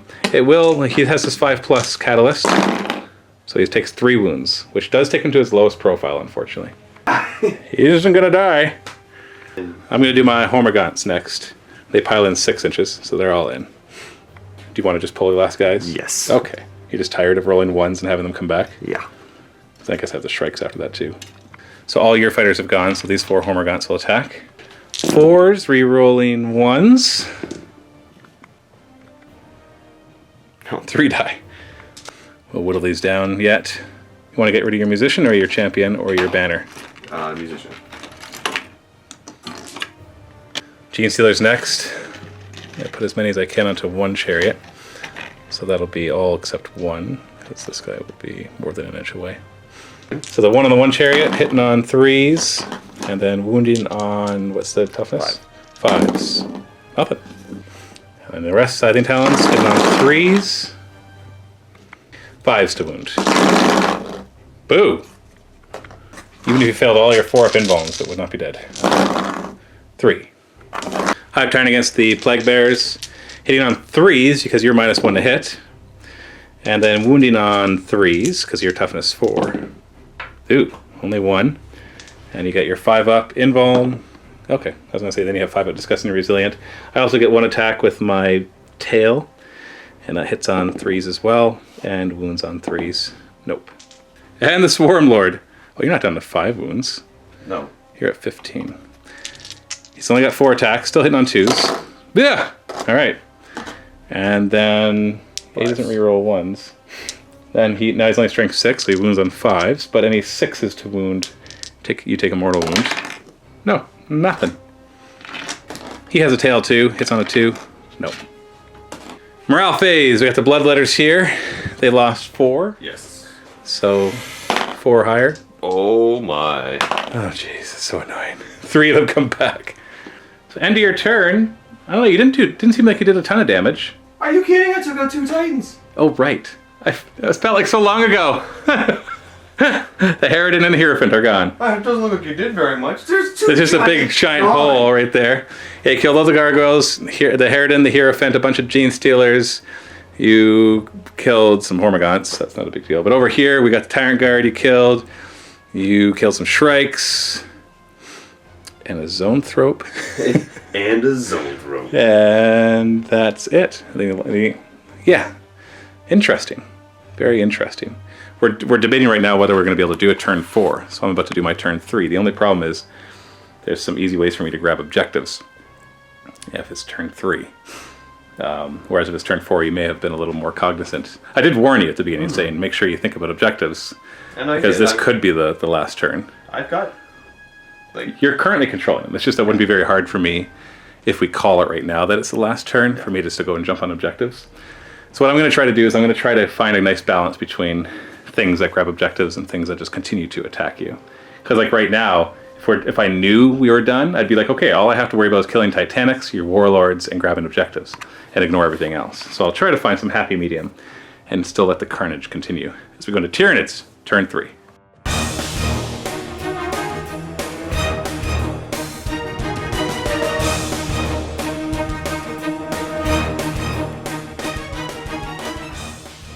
The Empiric Storms, we still have the increase the warp charge cost of all psychic powers by 1, and the range of all psychic powers is halved.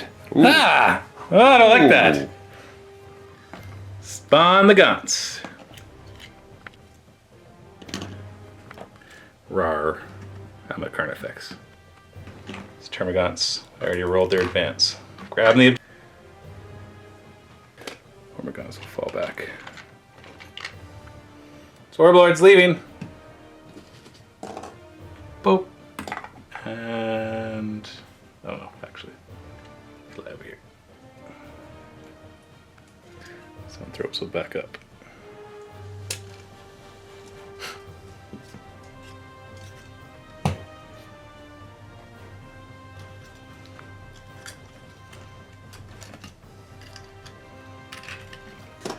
Reinforcements. Tunneling from the ground.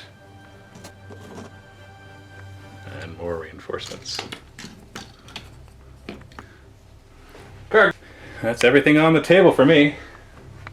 Psychic Fate. Oh, wait, no. Swarmlord's going through one of the gates. Swarmlord is coming through. 1, 2, 3, 4. Good, I get to choose. Boom. Hey, boys.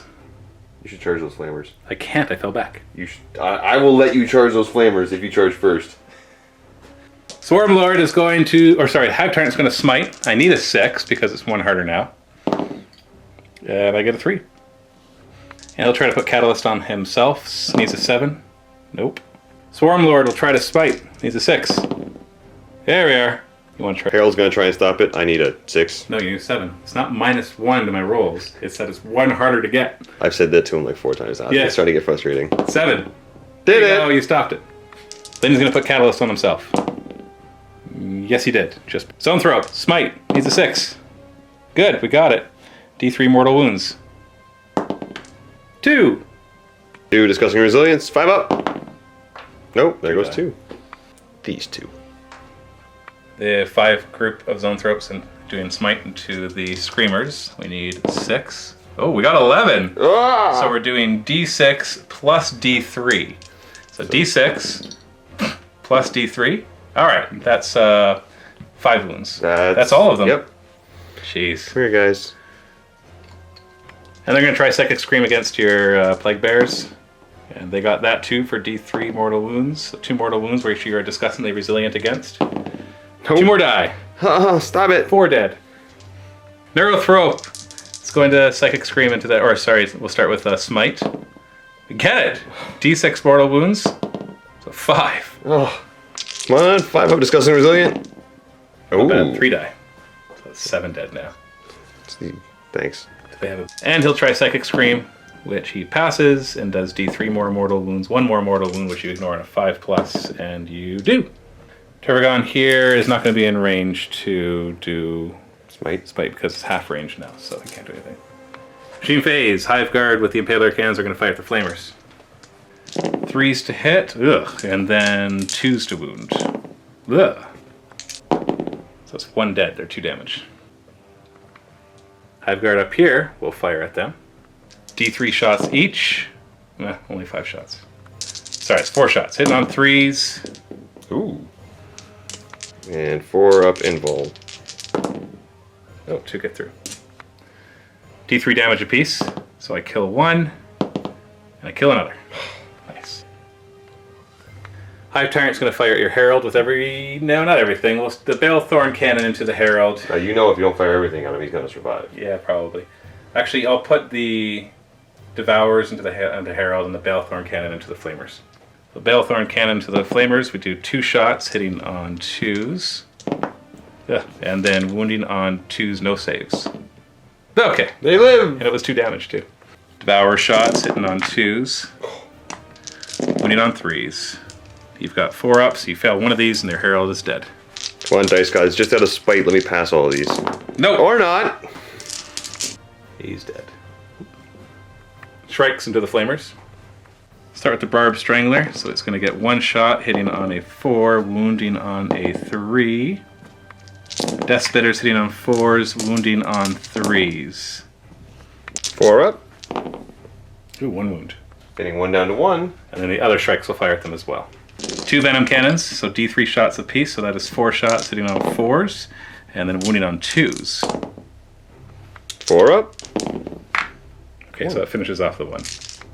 And then the Death Spitters hitting on 4s, wounding on 3s. And 4 up and Vol. Oh, we have 1 wound left on the last guy. Barbed Hero is going to try to take down your Warhound. Hitting on 4s, rerolling 1s. Ooh, oh, that looked like a good roll, but there's a lot of 3s there. Oh, before you roll the damage. Yes, I forgot. I told you this off camera. D3 mortal wounds, so 2 mortal wounds to add D6. Good, so that's enough to get it to strength 10. I'm wounding on 3s, so it's strength 10 now. Ooh, that's a couple more. 5 up, just straight armor save, because you got rid of my void shields. Yeah. Okay, I can do it. On average, I should do this. They're D3 damage apiece. You have 8 wounds left. Mm-hmm. Ready? Yep. 2. 6. Okay, 5. That was 5. Oh, gotta roll higher now. 4. Oh, no. You can't do it. I'm going to at least live with 1. All right, I'm down to 3. Yeah, that sucked. Then the X-Crins are gonna have to be used to finish him off because he's worth a point, and that's important. 12 shots, hitting on 3s, re-rolling 1s, thankfully. Whoop, pick up that one instead.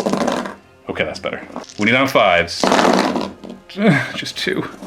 6 up. 6 up saves for these. Oh boy. Ha. Nope. That's 4 damage. That kills it. Woo! Do I blow up? What does it blow up on? A 4 On a plus? 5 plus. Is it just a 5 plus? Yeah! Oh no! Right! So I blow up 3d6 inches. 3 inches! 3, so it won't hit your chariot. It just hits your 1 skull cannon. That's boring. That's the only time I've ever been happy I rolled 3 1s. Yeah. So I'm gonna catch this skull cannon. Who takes 6 mortal wounds. Down to 2. And Matt. I'll do the honors and try not to break it. Whoa, okay, don't grab it there. Grab it, there we are. We got it. It's good. It's good. Other Exocrin will fire at the Bloodthirster. 3s to hit, re-rolling 1s. Ah, that's a lot of 2s. I don't like that. Boo. 4s to wound. Jeez, why can't I do that well against the Bloodthirsters? 5 up. So 4 damage total. Down to 10. And then Carnifex number 1 is going to fire at him. 24 attacks, sitting on 4s, re-rolling 1s. 5s to wound. Okay, that's good. Oh boy. 3 up save. Fail a couple. Okay, thank you. Next Carnifex. See if we can do a little more damage. That first one was pretty good. 5s to wound. Okay, that's good again. 3 up armor. Need you to fail 2 more for me. Ah, it's only just 1. That's only 1, Quirk. Down to 7. All right, fine. I'll do it one more time. I need you down to 6 because this Carnifex does 3 damage apiece. He's only got 4 attacks. No, 5 attacks on the charge. And I just don't feel that that's enough. Last Carnifex. Hitting on 4s. Rerolling 1s. All 2 of them? 5s to wound. Ah, okay. See? Less. 6. Fail 1 more. Or 4. How about 6? 6 is okay. Okay, 1. I'm okay with that. You're down to 6 wounds. That means I only have to get 2 unsaved wounds through to you in order for that to kill him. Warriors will fire at the Bloodthirster as well. Death Spitters hitting on 4s, re-rolling 1s. Wounding on 5s. That's 2 more, and you get your 3 up saves against those. Of course, that small amount takes off another one. And the Venom Cannon does D3 shots, hitting on 4s. Come on, hitting on 4s. Nope. Turbogon will fire as well. Let's add the Turbogons in while we're at it, just because they're going to do the same rolls. Oh wait, no they're not. Turbogon stood still. 4s to hit, re-rolling 1s. And then I'll throw in all the Termagants as well. Ugh. 5s to wound. Okay, 2 more. Fail both of those for me, will ya? I don't want it. 1's okay, but yes, thank you. No. It's down to 4 wounds. And I think lastly, these 3 warriors will fire at your Bloodletters. Death Spitters hit on 4s and wound on 3s. So that's 1 wound. D3 shots from the Venom Cannon hit on a 4, so you have 1 wound that you got to try to save. 5 up. Did it. You're fine. Gonna charge the Carnifex in. Don't need to roll this. On a 4+, I'll do a mortal wound. This would be great because it'll get you down to 3. There we are. Oh. He's down to 3. Now I only need to get 1 through, so he's probably dead. Carnifex here will try to charge. Fails. The other Carnifex will try to charge. That'll make I it. think that's in. It is. And so he'll do a mortal wound on a 4+ as well. No. That's the only charges I'm going to make, so let's start with a little piddly guy just for fun. Alright, because I have no command points to interrupt, which is driving me insane. Yeah, you and me both, buddy. He's got 4 attacks, hitting on 3s because he charged. And, oh, rerolling, no, he doesn't have Silent Talons. And then wounding on 5s. 1 wound, no AP. 3 up. Okay, good. All right. And your big guy? And now we got the tickling guy out of the way. This one, if you do the math, if you use the Silent Talons, it's 3s to hit, 5s to wound, but the 3s to hit get to reroll 1s. If I use the Crushing Claws, it's 4s to hit, no rerolling 1s, but then 3s to wound. So I think it statistically works out slightly more in my favor to do 4s and 3s. I don't know if it matters, because in the end, the dice are just going to not be statistical, right? So 3 up, 4 up would be 50% times 2 and 3 chance. So it'd be a 1 in 3 chance total of inflicting a wound, which you have the same save, so it doesn't matter. So 1 in 3 chance, whereas the 3 up, 5 up, but re-rolling the 1s, so the 5 up is already a 1 in 3. It's less than a 1 in 3. So it's going to be less than a 1 in 3. No matter how good the 3 up is. Yeah, Crushing Claws. Yeah, it's Crushing Claws. Crushing Claws, hitting on 4s. Okay, 3 hits. And wounding. Wounding on 3s. This is your This is not your War Master, but this is your Warlord. Wounding on 3s. Okay. You only have 5 up save. You fail 1 of these, and he's dead. You do 3 damage apiece. Whoa! Oh! All that math, and you fail both of them. Whew. Worked so hard to get him down from 6 to 3. Didn't need to. Could have fired all those shots at the annoying pink horrors. So that's all the chargers. So I'll have my Gene Stealers attack now. 24 attacks into the 1, hitting on 3s. Re-rolling 1s. 5s to wound. Meh. 4 up invuln. 5 wounds left. Oh, I got him! Wow. Woo! Whew, okay. Take that, logic and statistics. Yeah, no kidding. Any other Gene Stealer against the other chariot, hitting on 3s, wounding on 5s. Now this guy can't kill him. He does do a wound though. And then you can hit back with the chariot, 4s. mixing all the attacks together because they're the same. 4s to hit, and 3s to wound. 3s to wound. There was 3 of them, wasn't there? 3s to wound. No, I saw 3 dice that you hit. Oh. I thought I saw 3 hits. So 2 wounds, 5 up in bones. 1 dice. Wah, wah, wah, wah. Morale phase. You're gonna lose d6 of these guys because you lost 7 so far. So lose 5 more. Take that banner. Take the banner away. No. Take the frickin' banner. No. Why? You got something against my banner? Yeah. And this flamer right here, they lost 5. So if that flamer needs to roll a 1 or a 2. Nope. It's gone. Come here, Biocaster. See ya. So we're definitely going to have time for turn 4, just so you know, because it's only 2 o'clock for us, and another couple hours should be enough. You might wonder, if 2 hours should be more than enough, but with filming Apocalypse, it actually takes a while. So the look at it, though, you've killed 3 Titanics and 1 Warlord. That's 4 points. I've killed 2 Warlords and 2 Titanics. That's 4 points. So we're equal on those secondary objectives. The main objectives, I currently control 3, and you control 2, so I'm winning right now. Like, if the game ended right now, I'd win. But that's because you're off of this one. Wouldn't be hard for you to grab this one. Wouldn't be hard now, and it won't also be hard for you to take that one from me in the next turn. That doesn't mean it's for sure your game, because I can jump through portals. I've still got guys. But you still have a lot of firepower with that Lord of Skulls on this side. But you're dwindling in firepower. But you also have the Brass Scorpion who can try to take out more of my Warlords, or even my War Master, which is worth 2 points. Whereas your War Master is out of my reach. I don't have the Titanics necessary to take him down, which is what I would really need. So this looks like the favors in Chaos's side. But let's see as we go to turn 4. So we're going to play out Chaos turn 4. And then my Tyranid turn 4, we'll see if I even have a chance. Or if you have a chance. And then we'll kind of play it from there. So let's go into Chaos turn 4.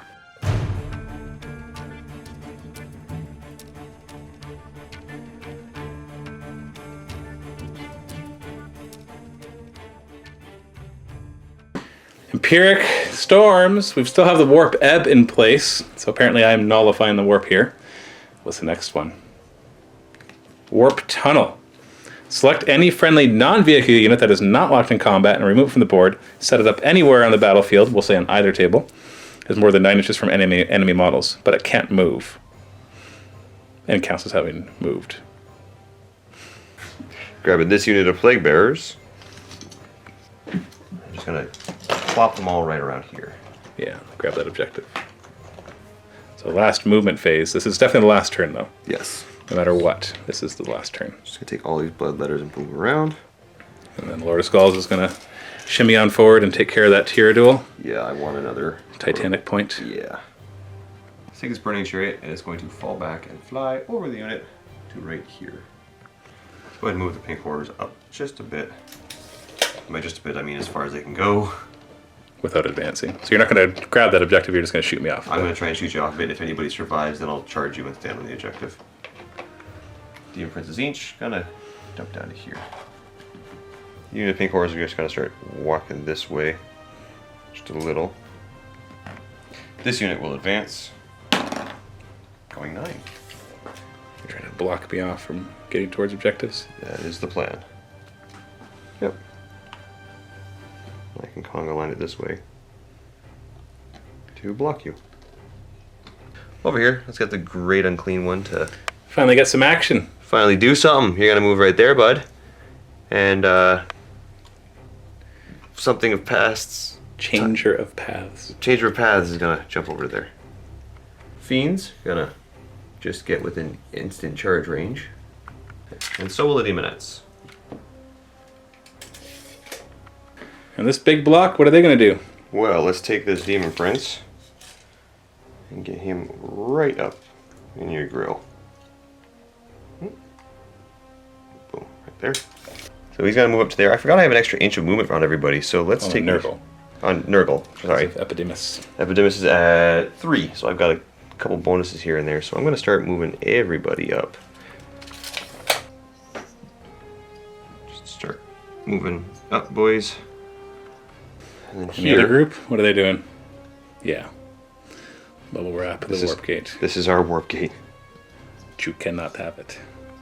Psychic phase. I'm gonna start off with the Infernal Gate from Changer of Paths. Yes. Hey, I got it! Your Lord of Change. So it's the first spell he's gonna cast, which means he gets +1 to the casting roll. I need an 8, but I'm getting +3 to this, so I need a 5. Go for it. Roll a 4. Are you kidding? Fails. You want to smite with your second one? Yeah, okay, fine. You only need to roll a 3. Oh, that almost looked like I could have a 1. Okay, D3 mortal wounds, 2 mortal wounds to the Ripper Swarms. What about the Greater Unclean one? What's he going to do? Let's, you know what? I'm gonna have him buff himself and debuff the one of these units. Now, they're toughness 2, right? I think they're 3. 3. Yeah, they're toughness 3. Alright, so I'm gonna try and reduce their toughness by 1. I need a 6. Come on. Are you going to buff yourself I'm gonna buff myself. I need a 6. for this hard fight that is to come? Oh, you perilled. D3 mortal wounds. 3 mortal wounds. You are disgustingly resilient. You ignore them on a 5+. You take 2 mortal wounds. Oh, that's so funny. You're down to 14. Let's do a smite into that zone throat there. And -1 because of Shadow in the Warp. And you take D3 mortal wounds because you're within 18 inches of my Warlord. 3 mortal wounds. He's disgustingly resilient, though. 2 mortal wounds. He's down to 5. Let's have the Herald try it. Again, same target. Smite. He fails, so he takes D3 mortal wounds.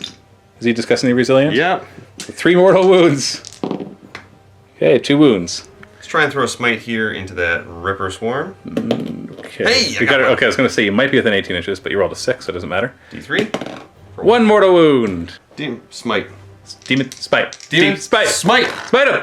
Got it. -1, you got 6. I'll try to stop it. No. I need to roll a 7. No. Stop it. Stop it. This one way back here is going to try and throw smite into that Carnifex. 5. Nope. Nope. Shooting phase. Lord of Skulls, what's he firing at? Oh, I'm not sure yet. So the Gorestorm Cannon is going to go into your Warriors, and then the Hades Gatling is going to go into your Barbed Hero dude? Yes. 2, strength 10, so 2's to wound. And they are -2, so they have 6 up save. And they do 2 damage apiece? Yes. So 4 damage. So that kills 1. And the Gatling Cannon. Okay, hitting on 3s. Pretty good. 4's to wound. Oh, just 3. 5 up save. Oh, cocked. So 3 get through. What are they? 2 damage. 2 damage apiece, so that's 6 damage. That's good, because with your profile 16 wounds in close combat would have been hard to pull off. So. Pink horrors are gonna fire Everything. 60 shots into those rippers. 60 shots, hitting on 4s. That many hits. 4's to wound. Oh, that's better. 6 up save. Whoa, look at all those dancing Matthews. 1 dead Ripper Swarm, 2 dead Ripper Swarms, 3 dead Ripper Swarms. Make it a harder charge. 60 more shots into the card effects. You know what? I'll just tell you what happened in the end. You only got 3 wounds off camera. 3 up saves. 1 wound. Well, you tried. They want to do it too? Yep. No, they're hitting on 5s because they advanced. Yep. Oh, jeez. 6's to wound. Will they do as many wounds as the 60 shots? Almost. 2 wounds. Oh, they killed the card effects! So 1/4 of the guys who actually get less shots because there's less of them, hitting on worse, did twice as much damage as the first group. Gotta love dice. Flamer, Gene Stealers. D6 shots, or D6 auto hits, wounding on 3s, with a 5 up invuln. Skull Cannon into the Carnifex. D6 shots. 2 shots hitting on 3s. Okay, next one. D6 shots. 3 hitting shots. on 3s. Wounding on 3s. These are what, minus AP? -3? Well, if they're -2, that's my difference. Only -2, so I saved 1 D3 damage. So he's down to 6. You want to do 1 more? Yeah, okay. 2 shots, hitting on 3s. Wounding on 3s. 5 up save. Whoop. D3 damage. Down to 5. Let's go ahead and have the Skull... Scorpion. Brass Scorpion. Try and take out your Warlord? Warboss? Or master in this case.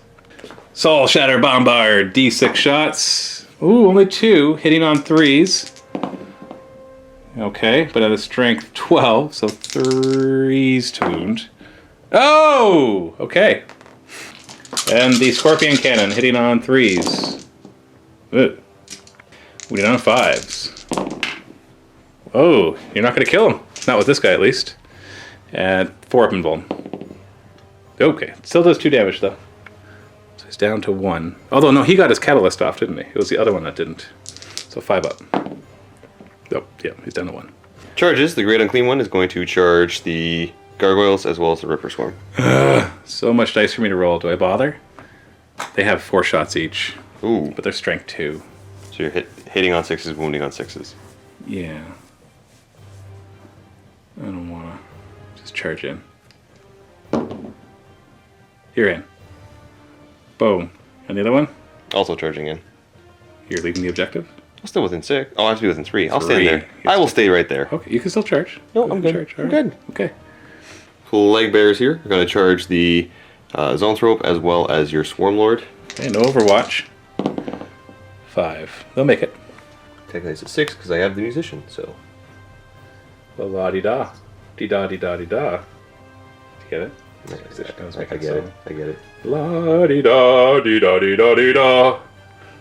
Lord of Skulls is going to charge Barbed Hero Duel. Do I go after the Warriors too? Nope, no. You don't care about the Warriors. Overwatch.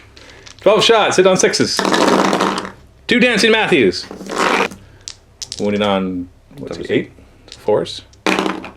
That's 1 wound. You get a 5 up invuln.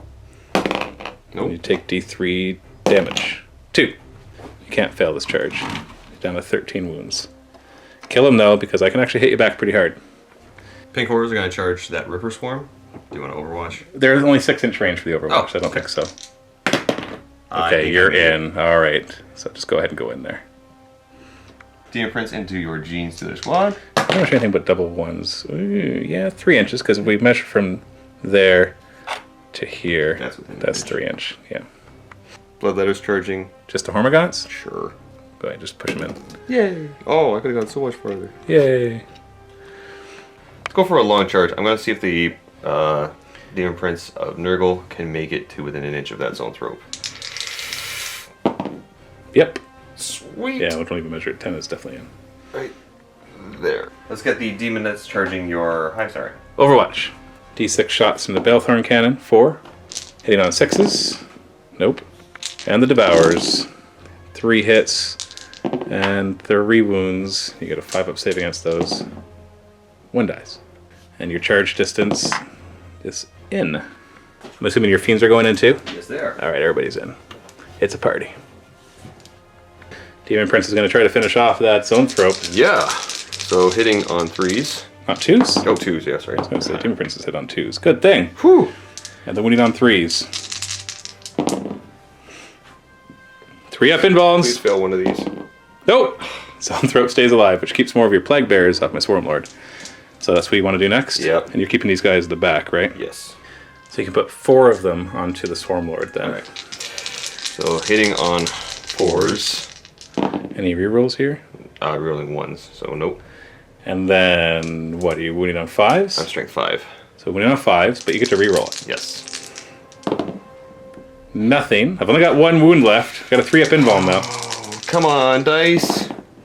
1. 3-up save. Oh, I would give anything for a command point right now. Swarmlord survives! Next up, let's have all the Demonettes pile in and swing against the Hive Siren. So, bunch of attacks here, 19 attacks, hitting on 3s. So 2, 4-up invuln. 2 wounds. Down to 10 wounds. And then your fiends.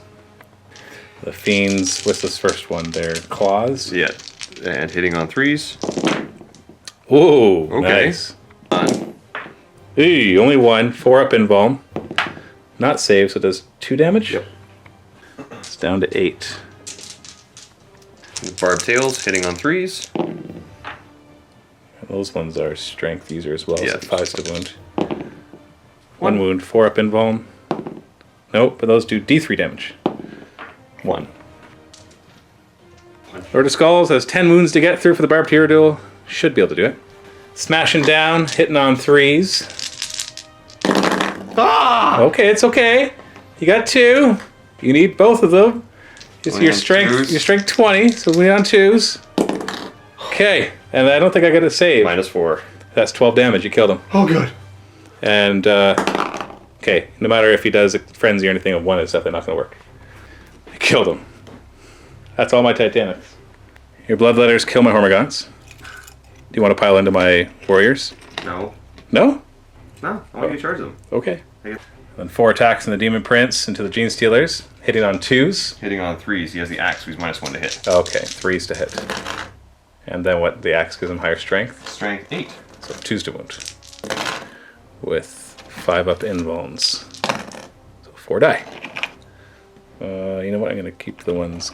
No, it doesn't matter. We're not going to bother resolving this, because you're going to get this objective no matter what. So we're just going to leave it. That objective is yours. Yes. We'll just kill these Gene Stealers, because it doesn't matter. I'm just trying... We're getting to that end point now, where we can kind of start to see what matters and what doesn't. Now the Greater Unclean One, he needs to kill these gargoyles enough that they're all going to run. Otherwise they can run over and grab the objective. So he's only got 5 attacks. Alright, these are Hit on 2s though, right? hitting on 2s. Rerolling 1s because he's Nurgle. And Strength bajillion. strength enough that it's wounding on 2s. Yeah. Only toughness 3. And I'm assuming there's some sort of AP to it. It's also reroll. So you kill 5. Yes. Oh, the Nurgling's on the base attack too? Yeah. Awesome. T6 more attacks. 1. Do these have a different profile? Yeah, they're strength 2, so I'm Those are hitting. 2s to hit and 5s to wound. Rerolling Reroll. 1s. So no. I'm not going to bother to hit back, but I will pile in so I have more guys close to the objective.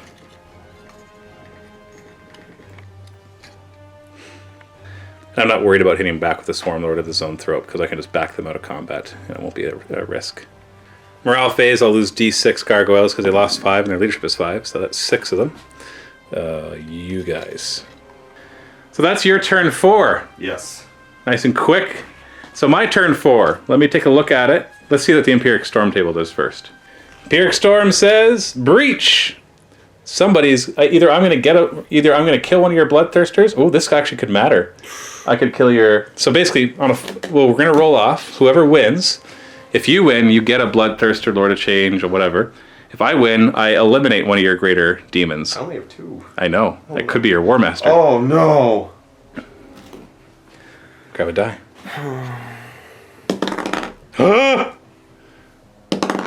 Oh boy! Warp. What do you want 4+ to be the greater and clean one or the Zeech one? Zeech? So your War Master on a 4+. No! Oh, it's a Dancing Matthew. Dancing Matthew, Dancing Matthew, Dancing Matthew, Dancing Matthew. Don't you want to do the Dancing Matthew? No, I don't. No, I don't. I don't want to go back! So, Lord of Skulls, Titan, bunch of bloodthirsters, everything. Nurgle, still can't kill your War Master, but a single card can kill mine. Yes. Ah! So I'm going to tell you how the game is going to end right here. In my movement phase, the gargoyles are going to fly away from combat. They're going to fall back and grab this objective. Like so. Conga line it however I want. Just need 1. That'll put you ahead in points. Actually, I think I was almost ahead on points. No, that was it. No, that was it. Because you killed 4 Titanics, and you killed 1 Warlord. That's 5 points. Yes. And you have I'm holding 3 objectives. So Yep. that's another 6 points. So that's I'm worth 11. 11 points. And I have now 3 objectives. So that's 6 points. I killed 3 Warlords, and one of them was your War Master. And I killed 2 Titanics. So this final score is 12-11. Now, if you hadn't lost your War Master, the score right now would be you winning 11-10. Yes. And then what I would have to do, and make more of an effort to do, and by the way, yeah, these guys will all fall back, so you don't get the extra points for killing my War Master or Warlords. What I would then try to do is teleport a unit through there. Probably a unit of like 10 Termagants. I don't know if you have... you probably have at least 10 there. There's 20 there. No, I know, but within 3 inches. Oh, yeah. I'm trying to think if there's one of these objectives I could at least contest. Like, I could pour a lot of firepower onto this group and maybe contest it. But yeah, the War Master going down sealed the deal 100% for me. But other than that... You have a couple different options to put you... But still, it would have been hard. Ahead or tied or in the lead. It would have been hard. Yeah. So essentially, you know what? That card, lore-wise, was perfect. Mm-hmm. Because in the end, the warp started to close around you, and the great scheming changer of paths was banished. Or summoned, maybe Zeech overall was displeased and yanked it back in. All that work, all that planning, and... And 1 Hive Fleet shows up. There you go. Yeah, how do you in all your manipulating plans account for an extra-galactic threat? Yeah. Like he already planned for everything in the galaxy. He just did not plan for something outside of the galaxy to come in and disrupt his plans. So epic game. Oh. That was so close. Epic game. What was your favorite moment? Oh, when the Titans fired at each other and you didn't kill my Titan. And you didn't kill my Titan. And then I didn't kill your Titan. And then you didn't kill my Titan. It's just, one of us is gonna die. I don't know if that Titan truce was necessary in this case, because we weren't on the same table to start off with. I think it would have made a difference if we didn't, because turn 1 I would have just poured every Titan shot I have into your Titan, whereas before I was like, okay, well let's try and pick off a few things here and there. So I had like the Warhound was on the completely other table from your Titan. That's true. You could have chosen to deploy it on my... No. You deployed first. I deployed first and I put it on that table. And so I deployed on the other table. My thought process was, well, it gives me a turn to kind of kill a few things over here, and I killed 2 of your Demon of Charons, or 1 in a like 90. Yeah, you started clearing out stuff. But then it was the thought of, well, I could just walk to the portal and jump over and start shooting at you. But then there was the other thought of, well, if I jump over there, he's got other big stuff that can start shooting at me too, and it might not work so well. So I tried to clear out as much as I could over here, and you brought all your reserves in. Yeah. And all your other reserves in. He says the guy who summoned in a bunch of the guy who's just like, all right, well, I'll roll 3 dice and see what I can bring in. Oh, I rolled an 11. 4 power unit. 4 power unit. Here's 6 flamers. Here's 20 guys. Here's demon prince. Yeah, I think if we were to do Chaos Demons again, I'd want to come up with a house rule of how summoning works for anybody for getting free units. Yeah. I didn't find you did it great. This game you could have summoned more, and you decided not to. I could have spent turn 1, turn 2. But it would have been boring honestly, because in the end, like yes, the little guys grabbed objectives in the end, but the big guys were the fun thing to watch and the fun thing to play with. And so I don't know how you do it. Maybe you could just make it simple and say no summoning, but that seems kind of too much of a nerf for an army that's built around the idea of summoning. But it was more. I think the thing that was like most annoying was the pink horror thing, splitting into blues. So basically, I had to do 5 wounds to remove 1 pink horror. So essentially, those units, I looked at them. Just as a side thought here, make it a percentage of the points you're playing become summoning points. True. Yeah. So. And then, yeah, you'd have to figure out what if an army doesn't have any summoning? Then what do you do for that? Then they have other ways of doing it. Like you've got, for example, your guys have the making units of 10 guys. Yeah. So doing something like it's a little different than bringing in Bloodthirsters and Chaos Demons, but it's still a point set aside that you can use to bring in something. Yeah. So. Yeah, something to think about. Maybe it doesn't really need to be fixed too much. Maybe, because I know that they're probably like, well, just do it by how many models you have, but the problem is some people will have a lot more models. Or just every time you remove a unit, you can just summon it back in. Which is what I was doing with the Flamers. Yeah, so it's tough. Thankfully, in this case, the spirit of the game was there, and I think you summoned in just the sweet number, where you brought in a bunch to do some stuff, but then you kind of stopped and you realized, I don't want to keep doing this and slowing down the game. I don't want to keep breaking pink horrors in half. Yeah, exactly. I don't want to do it anymore. This was the one chance I had to actually feel the 150 brimstones. Yeah. And I didn't. Thank you. I appreciate that. Yeah, I'm trying to think my favorite moment. I had like a bunch of favorite moments. Things like where I got to use my command points to Old One Eye when you kill them, jump forward and plunge the Scything Talon and split that Demon Prince of Slaanesh in half. Yeah. Or the Carnifex charging into the Bloodthirster, taking him out. Yeah. One-shotting the Lord of Skulls is cool, but you expect a 2,000 point model to do that. My least favorite moment was I'm going to go ahead and do my greatest power ever, and you go, I'm going to spend a command point so you can't, and now you take D3 mortal wounds. I'm like, no! I don't want to. I don't. Yeah, I could have definitely reserved all my command points and shut down your Psychic always, but I think I enjoyed how I used my command points. I don't think I stayed on one thing too long. You were more conservative with your points than I was.